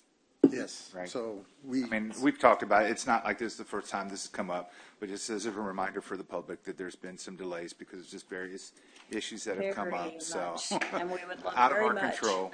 So that's why there's such a big difference in the start date, estimated complete date compared to the dates that we're working on. Yeah, no, Yes. And we've already approved all those previous dates, right? Yes. Is this right? Okay. Right? Is that correct? We've already voted on those before, though. Yeah, Yeah, yes, we have, dates, Commissioner, change order and I dates. appreciate your comment. We do need to keep the public informed of that. We've had some, as it is with most facilities that are, that have been around a while, it's like an old house. When you go in and start tearing out a wall, the first thing you say is, I didn't know that was there. And so we've had a couple of those that have delayed this project, and but everybody's worked together, the architects, the engineers, to get this done as quickly as possible. And I've kept the Oil Belt Little League folks up to date. We've moved them over to a different park. They have a place to play their baseball games. They're going to do their fall ball at the other parks. We're utilizing the old Aviators Field for the girls softball program, and they love it over there. We may never be able to get them out once in a while, but they really like playing there. So it's all worked out. But thank you very much. I appreciate your comments on that. Judge, I can't remember who funded this primarily. This is a great project, so. This is all my funds, Oh, okay, yes. okay. No, I didn't mean that like, I really didn't know. I was really asking because I didn't know. But the But I whole mean, this is, project, but Commissioner Chesney, Pusley and I, good grief, I'm looking at you and say his name. You're both on you've opposite insulted him ends. twice today. Twice in one meeting. Twice in one meeting. Sorry, so sorry, everybody. Don't Just take it lighting him up personally. too. No, but this is who. But this is Thank you all. additional, and he has been great. And while I say this is all being funded from my ARPA funds, Commissioner Pusley has been great about going out there and overseeing and doing this project and working many, many hours and working with the contractors and coming up with solutions every time this comes. And that's all I was going to do was say Yes. thanks to the right people. So Yes, I mean, thank this you is very this is much. such a We great both project. deserve the credit. Such a Yes. great project, so long overdue, and thank y'all for doing it. It is not in my precinct, but that doesn't mean I don't support it and think it's great. And y'all, this is such a great project for this. So thank y'all for working on it. That's all I was trying to make sure I thank the right Yes. people. Well, thank you very much, Commissioner. And he did state it correctly that we are splitting this additional cost between the county judge and precinct one. I won't even say your name anymore. No. Hey, Precinct one. strike three. Yeah, I don't want you to. Exactly. So we have a motion and a second to approve. All those in favor say aye. Aye. Aye. The motion passes unanimously. I almost forgot that. Thank you. Item number 11, discuss and consider approval and execution of amendment number 2 to work authorization number 1 under the master service agreement between Nueces County and LJA Engineering, extending the completion date for the Amistad Veterans Memorial Park project and related matters. The extension is asked to be to September 30th, 2025. Is that correct, Edward? Yes, ma'am. Uh-huh. So it's a no-cost extension. Essentially, Yes. we're just finishing up paperwork. Make the motion to approve. Second. We have a motion and a second. Any other discussion? All those in, Just another great project. I mean, Yes. this is really cool. So again, thanks to those who are involved. And I mean, this is just another really good project. Congratulations. all those in favor say aye. Aye. Aye. Any opposed? The motion passes unanimously. Item number 12, discuss and consider approval and execution of amendment number 1 to the ancillary agreement between Nueces County and Musco Sports Lighting, LLC, extending the termination date for the Lyondale Park lighting project and related matters. I know I called you about this, and I do have a question before anybody goes forward. Sorry. The work has all been completed. You've been out there, you've seen it, the lights are working, everything. Why do we have to extend a contract to pay an invoice that the work has already been done? So Does that come from the auditor's that office? comes from the auditors to us in regards to that. We have to have an existing agreement in order for us to pay the We bill. get invoices that are past due in contract. Is that correct? Can we ask our county attorney? Why do we need a current contract with a person to pay for work that has been completed and the contract date is gone? And is the work prior to the date, the end date? Are we over the end date? No. Well, we're over the contract deadline, but the work is completed and functioning and working. I thought we have like a duty to pay people. What is the Prompt Payment Act? How do we don't extend contracts just to be able to pay somebody in the past. I don't Right. think this is necessary. So the services should be prior to Services the are end done of the contract and date. they've been signed off. They're working and actually, so this is incorrect, I believe. I'm asking both of you. Who's Planning- going to tell us Well, that? it could be a Attorney and logistical auditor. matter with Workday, but as far as the county paying a bill that it owes, I am unaware of that necessity. In other words, you're saying what she's saying, that we don't need to extend a contract to pay a bill, No. right? Not that I'm aware of. So, yeah. So And I am unaware of anybody on my staff saying that. I've asked. Do we know who you talked to or anything? Or I who can did get this? Janie to give me the information as far, but that's the only way we could get it through the system was this request, so. yeah, but okay. Love that system. So we're doing. So it's something in the system that's preventing? It's Workday that is It's causing Workday? this? Is that what Well, I wouldn't say it's Workday. I think we've done this before in the past. I mean, past 35 years, I've been here that long, that where we had to get into an agreement, like Teresa's saying, even though the work has been performed, if the work was performed outside of the scope of the time frame, then No, you still have if to. you're saying that the work was performed after the time frame, that's a very different thing. Yes. Is that what you're saying? Yes. No, that's what, our date was December of last year, and then the project was completed maybe 2 months ago. So yes. So we should have extended the contract way before then. No, but the whole problem was that we submitted the request to the Musco Lighting. The person in charge either got Well, they say he retired, and so we had trouble finding somebody over there until. But you're saying in court that, okay, after a contract was ended, we did not have a contract with them. They still came and did the work, and now you're asking us to pay someone out of a contract. They should have never done the work without a contract. Yes. Correct, but we were trying to get that resolved. But in court, before anybody steps foot on any of our projects, we have to have a contract. I mean, that I can see now where the issue is. Yes. I thought it was just them We have an telling you you expired had to have contract. one.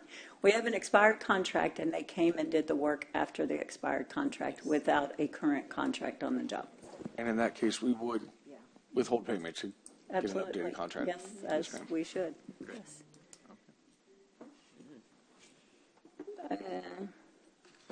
And the work now has been done, so we are obligated by law then to pay them, Jenny, now?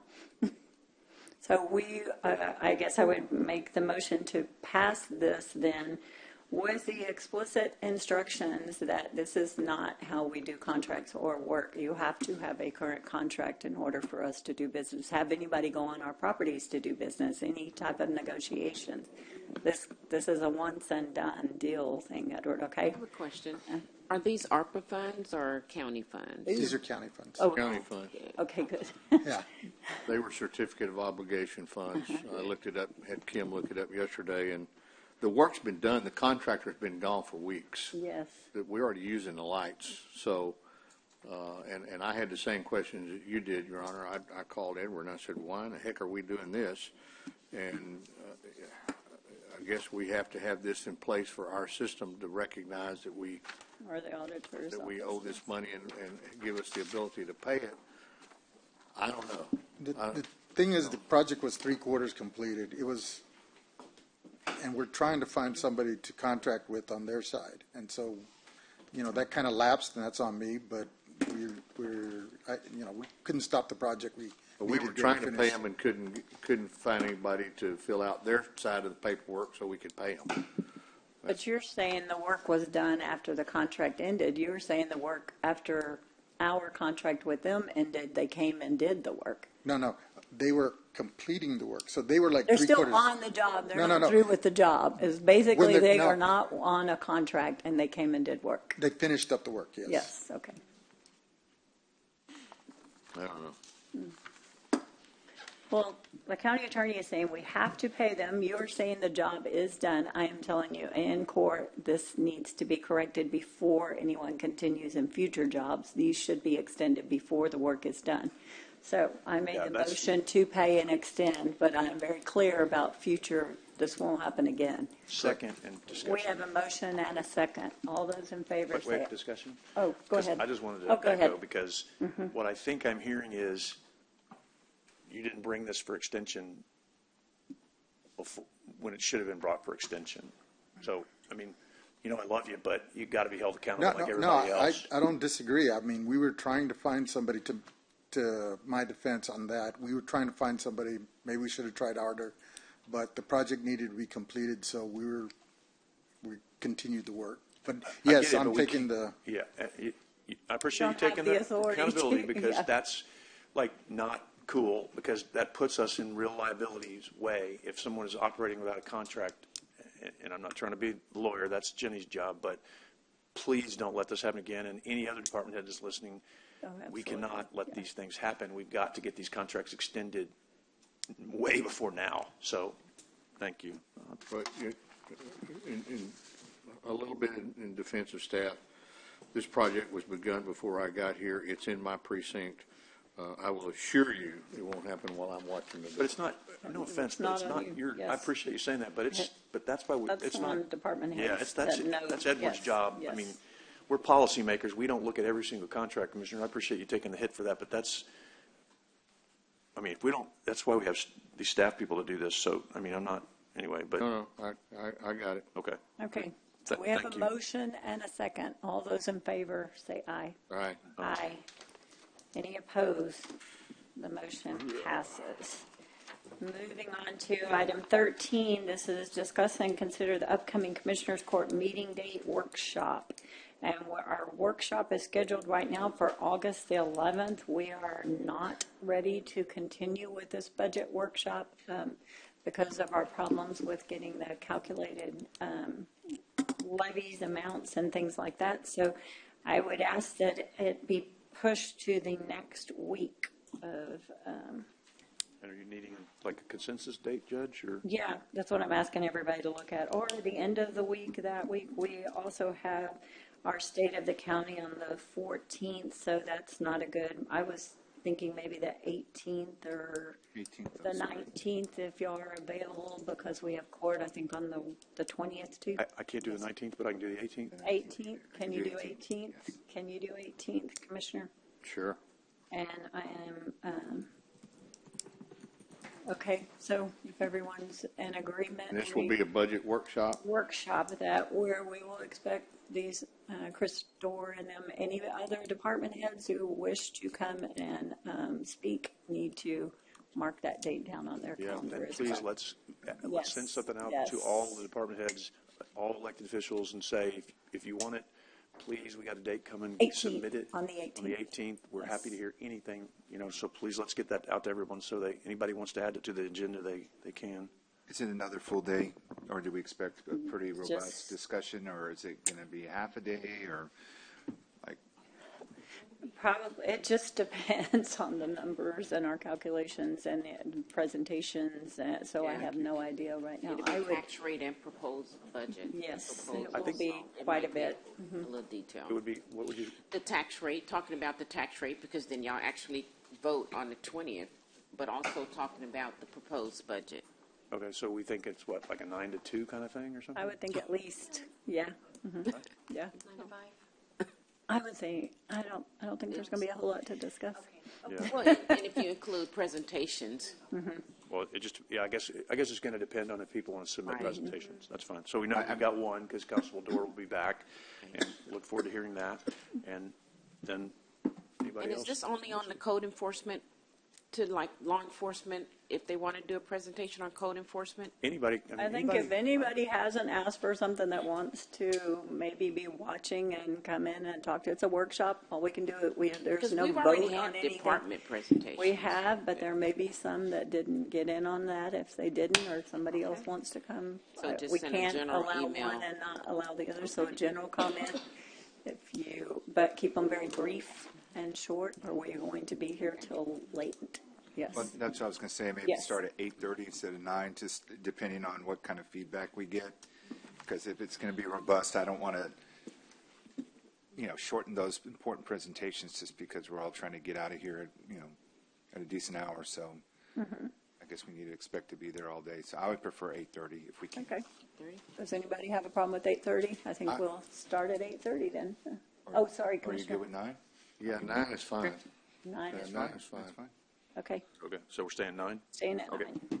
Sorry. And I Change that back. assume that the new policy we voted on with respect to when they have to be, does that go in effect? No, we're going to bring that to court on the 20th. We asked Jenny to work on language on the resolution that we had on budget presentations and things or changes. And No, I'm talking about the policy the state posting. legislative Posting. mandated. Posting, yes. Does that start now or September 1, Jenny? Yeah, that's a good September question 1. for The Commissioner. statute begins September September 1. but the judge has stated that the court would follow the policy Start getting going practice. forward from here. Oh, okay. Yes. But the law is September 1. So just be sure everybody's aware they got to have it in at the new date timeline, not the old time. Yes. Any other discussions? Then we're fine. Everybody's good. August the 18th at 9 a.m. for anyone that's listening. Item B on the sheriff. Item 1, discuss and consider ratification and approval of modifications to the interlocal agreements with the U.S. Marshal Service for the East Hidalgo Detention Center and Coastal Bend Detention Centers. Their rate increases, their pass-through amounts that we go through. I would make the motion to approve. There's no impact to us or our budget. Yes. Second. We have a motion and a second. Any other discussion? All those in favor say aye. Aye. Aye. Any opposed? The motion passes unanimously. Item C1, grants. discuss and consider adoption of a resolution authorizing amendment number 2 to the agreement with the Texas Department of Housing and Community Affairs for the Colonia Self-Help Center program, adding 6 months to the term and making certain changes to the services to be provided. I think it's extending maybe some areas, locations as well, and related matters. And this has been to the county attorney, and they have approved as to form. I would make the motion to pass. Second, just want to comment, I appreciate the information section provided on this is very helpful. The recommendation, the background discussion, we don't need all this extra documentation as long as that's entered there. So I just kind of wanted to share that's, we don't have to have pages or even an additional page. If you can put it all there, that's back up to me, and that's good enough to take action on. So thank you for that work. Very thorough. We have a motion and a second. All those in favor say aye. Aye. Aye. Any opposed? The motion passes. Thank you for being here on it too. Item D1, Public Works. Discuss and consider the conditional selection of spa glass contractors for the Hilltop Community Center renovations and related matters. Good morning, Judge, Commissioners. Judge, Commissioners, we're recommending the selection, conditionally selection of spa glass contractors for the Hilltop Community Center. We're recommending, Judge and Commissioners. Yes, that is our recommendation at this point in time, and we'll begin meeting with the contractor to talk about the project and things that we may or may not want to keep in the project. So, and I appreciate David Richter being here today. Thank you, David. Appreciate it. Second, and I have a comment, Judge, on this. So we only received one bid, Michael? Is that wait, was there a motion? I thought you did the second. I'm Oh, sorry. okay. I Sorry. thought you did. I thought I did. I thought I said Yes. second. Yeah. I thought. Sorry. So we received one valid bid, Yes. and we received another that was non-responsive. Yeah. Gotcha. So there were only 2 interested parties. I mean, hey, my opinion, Spa Glass has done good work. I remember them in the early days when they were first presented, when I used to represent Agua Dulce, and it was to go fix, I think, the senior center, the community center out Correct. there. So that was in the early days for me. So they've been around doing good work for Nueces County for quite a while, and I know in the community they've made a name for themselves. So it's not about Spa. I know there's just a lot of work, so I guess that there's a lot of other competitors that are just busy bidding on other work, but just concerning. I'd like to see more of a variety. I'd like to see more people apply just to get other people a chance. I mean, I'm not going to vote for them if they're more costly, but just like to say, hey, if there's somebody's watching, I encourage you to go out there and put in for a bid, because we need some good competition. Doesn't hurt anyone, right?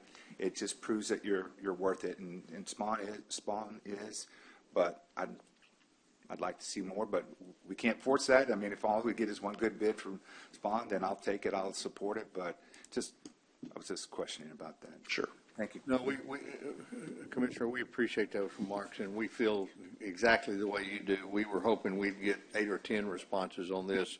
In fact, we took the extra step of several of us, including myself, called contractors and said, hey, please take a look at this, and trying to get, and I had 2 different contractors who I know are good contractors, done a lot of work in this community, and both of them, and this is a good problem to have, both of them said that they had so much work right now they just couldn't take on another job. And this is a fairly large job, so, and I appreciate their candor on that.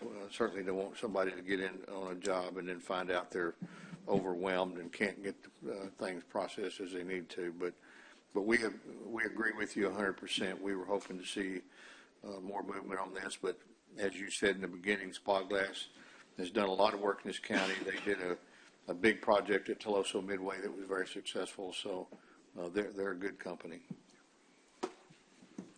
So we have a motion and a second. All those in favor say aye. Aye. Aye. Any opposed? The motion passes unanimously. Thank you very much. Yes. Moving on to E1, receive calculations of the no new revenue tax rate, the voter approval tax rate, and this says fund balances for Nueces County Farm to Market, and Nueces County Hospital District for 2025. Number 1, I need to state for the public's information, that what was posted online and turned in by the auditor's office is incorrect, totally. Number two, I need to state as well that there have been subsequent new emails sent twice with the corrected. I'm not sure what you're here to present today. I would ask that you print just the truth and taxation worksheets, the corrected tax rates for each of us, and any of the rest of the fund balances or the potential tax levy or whatever those costs, let's just leave those off because that's still in question on whether those are correct. So just going through the tax rates. It's the tax rates. Okay. Yes, from the worksheets, from the truth and taxation worksheets Yes, that were also verified by the tax assessor collector's office and Constance, our budget officer. That is correct. Okay. So that's not what we have in our packet? No, that is not. That is Do incorrect. we have hard copies, or can we get? Yes, did you bring copies? I did. There's 5 right up on my. No.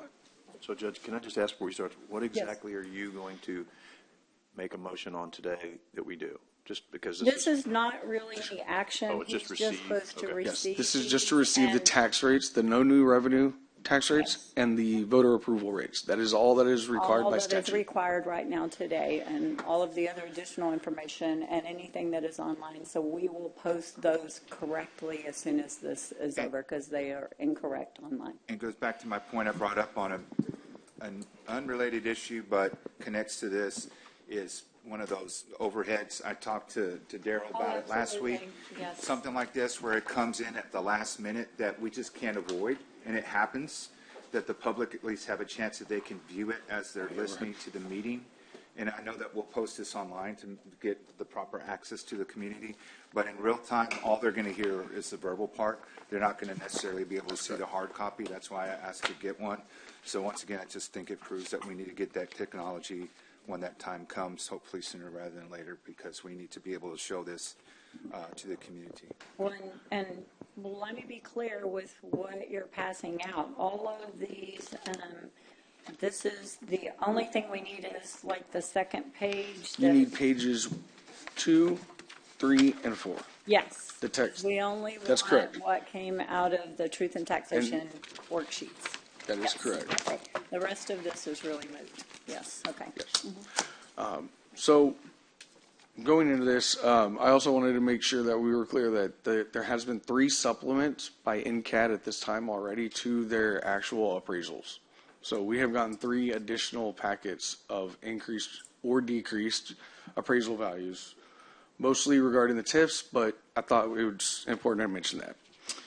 So today I'm here to present the no new revenue tax rate and the voter approval tax rate, or the NNR and the VAR tax rates for Nueces County Farm to Market, and the hospital district.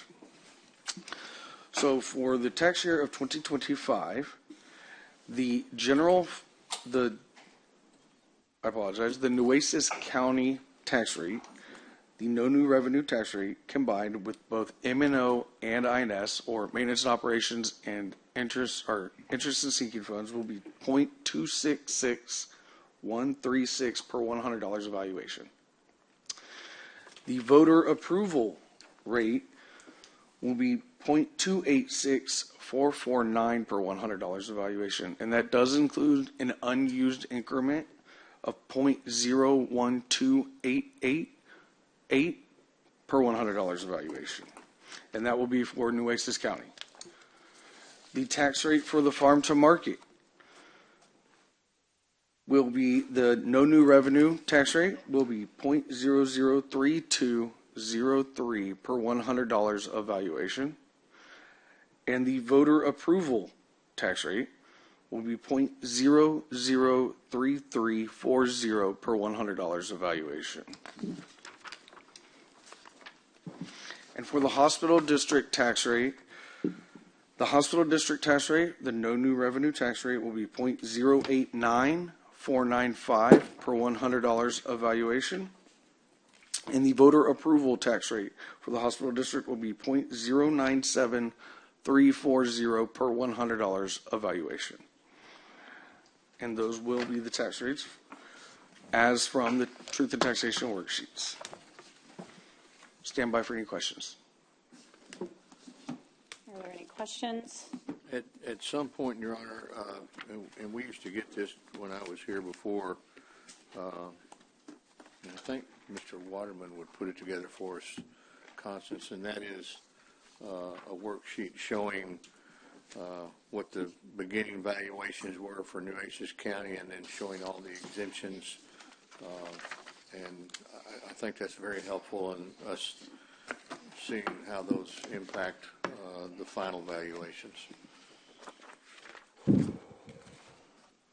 I probably have an old one somewhere I can dig up and show you. Yeah, I'll make a point to do that.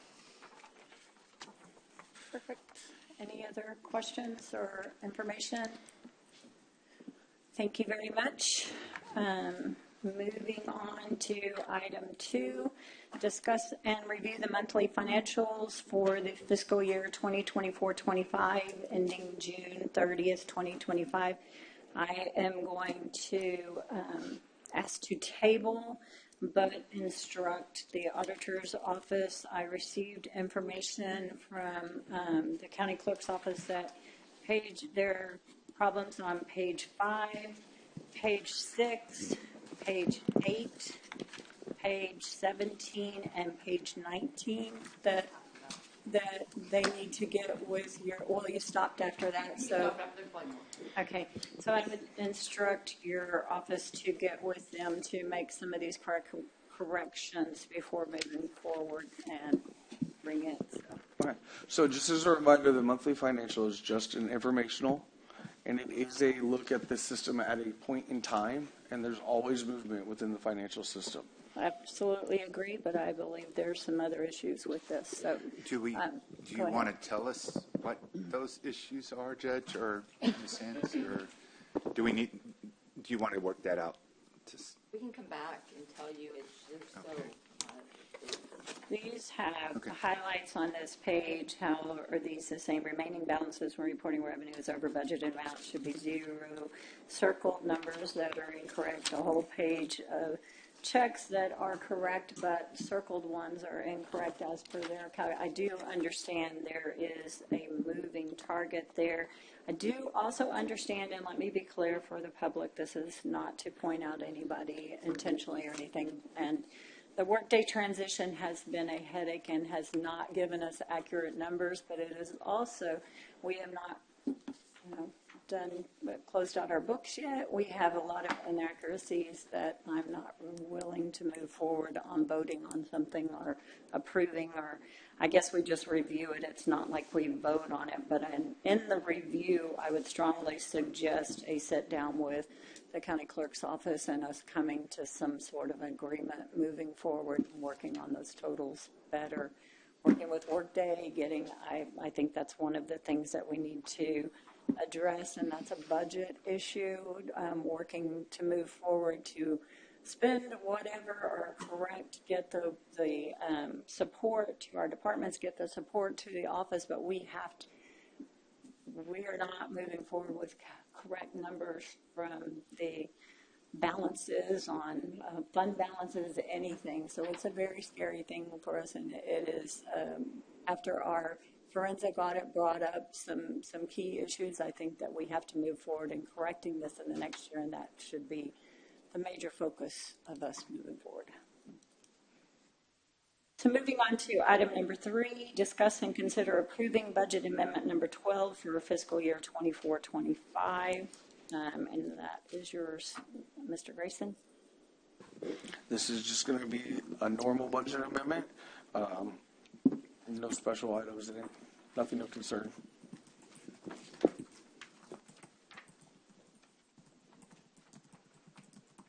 Constance, have you looked over these transfers? These are regular budget transfers. I'll make the motion to pass. Second, with some discussion. Yes, go ahead. Commentary, I guess. I like streamline. I like summary. I like to where it's easy for us and the public to be able to gather information. And I trust in that you you, Grayson, and then, of course, Constance, we hired you, but Grayson, you were hired for your position independently of this court to be able to give us that definitive yes. So when you tell us that, Yes. I'll take you at your word. Yes. But I'm also going to put it on you if it turns wrong, right? Because we trust in you to be able to crunch those numbers. Now, I know we still have our responsibility, but if you're telling us that there's nothing to worry about, then I trust that you, with your subject matter experts in finances, that we're good to go. Because I feel that's more helpful, is to have a summary that makes it much easier to follow. So that's just me. I know that you have different mindsets, different ways to approach it. We know that the judge is very focused on this and spends a lot of time into this than maybe more of the court. But I appreciate that you can definitively tell us that. And I'm not saying that we expect this to be wrong, but there was a lot of questions that were brought up within the last meeting or so. So I just want the public to know there's probably more scrutiny now watching us with our books and with the auditor now more than ever. So let's just be careful. If you say that, then I'm going to trust that. But if you have a doubt, it's okay to say, hey, we still need to look at it. That's all I'm saying. I'm not saying just I'm going to take you at your word. But if you say we need more time, then just tell us, hey, we need more time. But based on what you've seen, you feel we're good, then I'm good with that. So. And let me also just state for the record, come October 1, we have created the budget office and budget officer. So these budget amendments will come through that office in the future too. So, yes. Excuse me, could I just make one Yes, comment? go So I ahead. just want to explain what this is. So when departments spend money out of their budgets and they go negative in the red, so we're moving funds from one account to another account so they won't be in the red. And that's what these budget amendments are, just so you know, so they're not in the red. And additionally, we do review each one that comes in before it goes onto the summary sheet. There's a backup to that. So we had a motion and a second to approve. All those in favor? Oh, go ahead. You're not moving money from accounts, just to be clear. Within Their their line items. budgeted Yes. line Yeah, items that's accounts. okay. I Yes, wanna make sure thank we you. handle it. Yes. Right. Within their budgets, yes. Or they have to come to court and ask, yes. So there is a motion and a second. All those in favor say aye. Aye. Aye. Any opposed? The motion passes. Item number 4, discuss and consider approving project budget amendment number 15 and all related matters.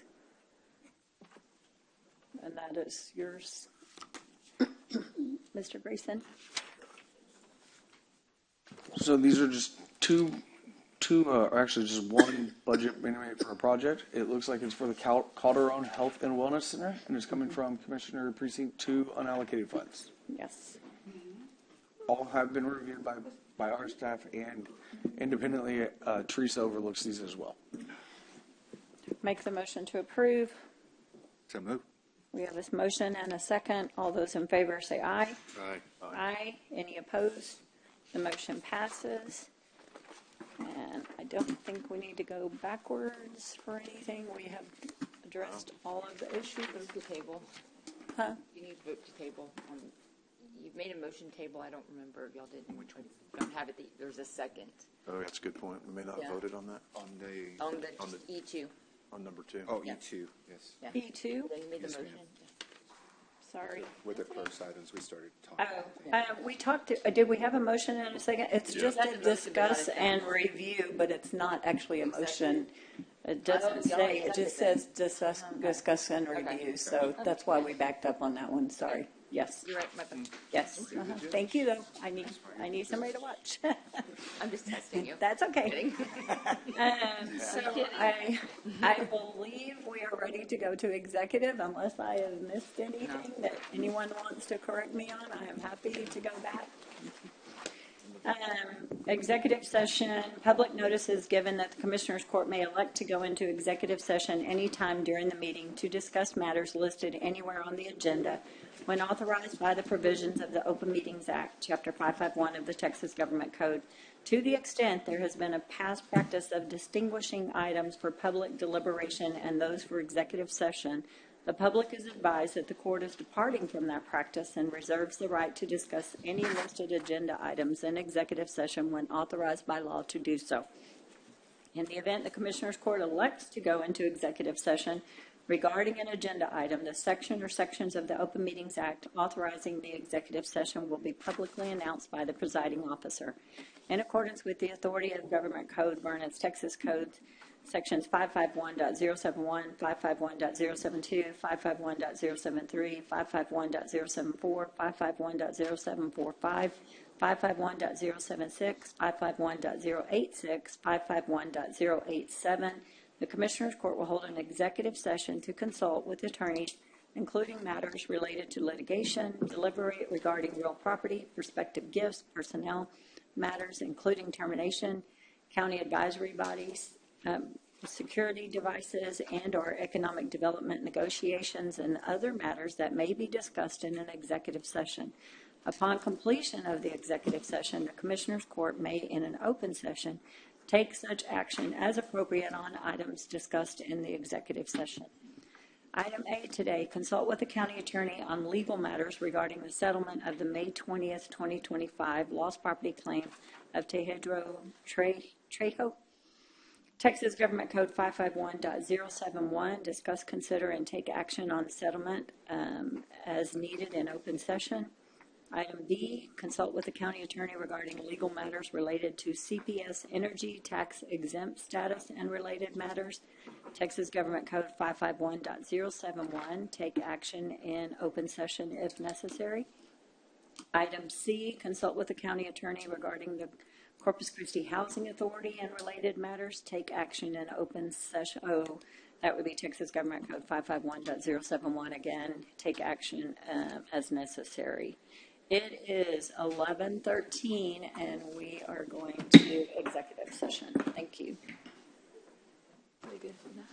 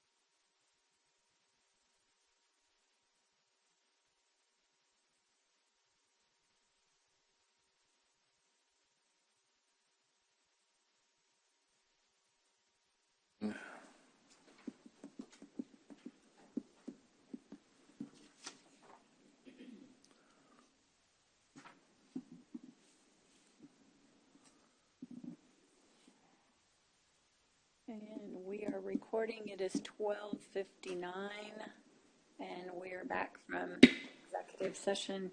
I believe Commissioner Pusley, you have a motion for item A. Yes, Your Honor, I do. Thank you very much. I would like to move to authorize the county attorney's office to pursue settlement of this lost property claim for the sum of $479.54, and to authorize the auditor, upon proper request, to issue a settlement check for that amount. I'll second the motion. Any other, all those in favor say aye. Aye. Aye. Any opposed? The motion passes unanimously. Should there be, is it a given that you would sign, the judge has the ability to sign that release, or is that just part of the process? We need to put that as part of the motion? Is I that think just a if the given? motion, we accept Okay, that, just then it's making pretty sure. much a given if it's voted on in here. I think it would be a given if the auditor requires that as a portion specifically, then Okay, just as long as That's we the don't. suspend motion. We'll make the payment. Okay, don't want to hold it up. Perfect. Yeah, it says that the auditor, upon proper request, issues them. So But sometimes we have to sign Okay. off on it, whatever. Whatever proper As is. long as it's been voted on in here, we proceed. If there's a signature needed, it doesn't need to be, yeah. There are no other motions for today, no action taken. Do we have any adjournments in memory? I have a couple, so if nobody else does, I will start then. Okay, first I'm reading this one. Commissioner Gonzalez, who couldn't be here today, asked me to read this one. Martin Guzman Jr. It is with great sadness that we announce the passing of Martin F. Guzman Jr. He passed peacefully at his home, surrounded by his family, on Sunday the 20th at 3:20 p.m. He had just celebrated his 84th birthday on June the 7th, 2025. He graduated from the Corpus Christi Academy class of 1960, went on to get a business degree and a real estate license from Del Mar College. For Del Mar College, he served in the U.S. Army Reserves for 6.5 years. While attending college, he helped his father run multiple family businesses: Guzman Green and White Grocery Store, washateria, apartments, and several real estate rentals. Martin became a real estate broker, went on to open the Gulf Coast Real Estate in the 80s. At the same time, he was awarded a U.S. Postal Service contract, was the clerk in charge of the Naval Air Station post for over 20 years. In 1997, Martin and his son Michael opened Gulf Coast Mailing Services. He continued to help run the business until his passing. For over 28 years, he dedicated his life and loved being at the office with his employees, which he considered family. In 2003, Martin and Michael were awarded the Small Business of the Year by the Hispanic Chamber of Commerce. Martin was a member of the St. Philip the Apostle Catholic Church. He was born in Corpus Christi on June the 7th, 1941, and is preceded in death by Martin Guzman Sr. and Aurelia G. Guzman, mother, Lucinda G. Matthews, his sister Douglas Matthews, his brother-in-law, and numerous aunts and uncles and cousins. He is survived by his wife of 15 years, Gloria Guzman, Martin Guzman, the son, Allison Guzman, Martin R. Guzman, his son, Michael J. Guzman, Anna Guzman, the daughter-in-law, Carl and David Matthews, many grandkids, and having the distinguished honor, his services, I don't believe it says, sorry. His services were Thursday, July 24th, and he was buried at a mass on Friday, July 25th. So, our sincere condolences to the Martin Guzman family, and it is my understanding that he did printing for the county as well, that we used his services at times too. So, and my next is a loving memory of Mary Elizabeth Matas. And this is Commissioner Matas' aunt, and we're deepest condolences for you and your family. She was born March 18th, 1955. She passed away June 21st, 2025.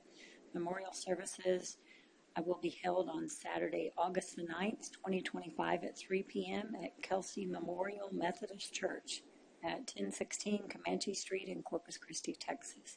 And the court and all of us send our sincere condolences to you and your family as well. So, Are there any others, anyone else? Then we would just like to, once again, state our sincere condolences for the Guzman and the Mares families. So if there are no other business, no more adjournments in memory, then it is 1:04 and this meeting is adjourned.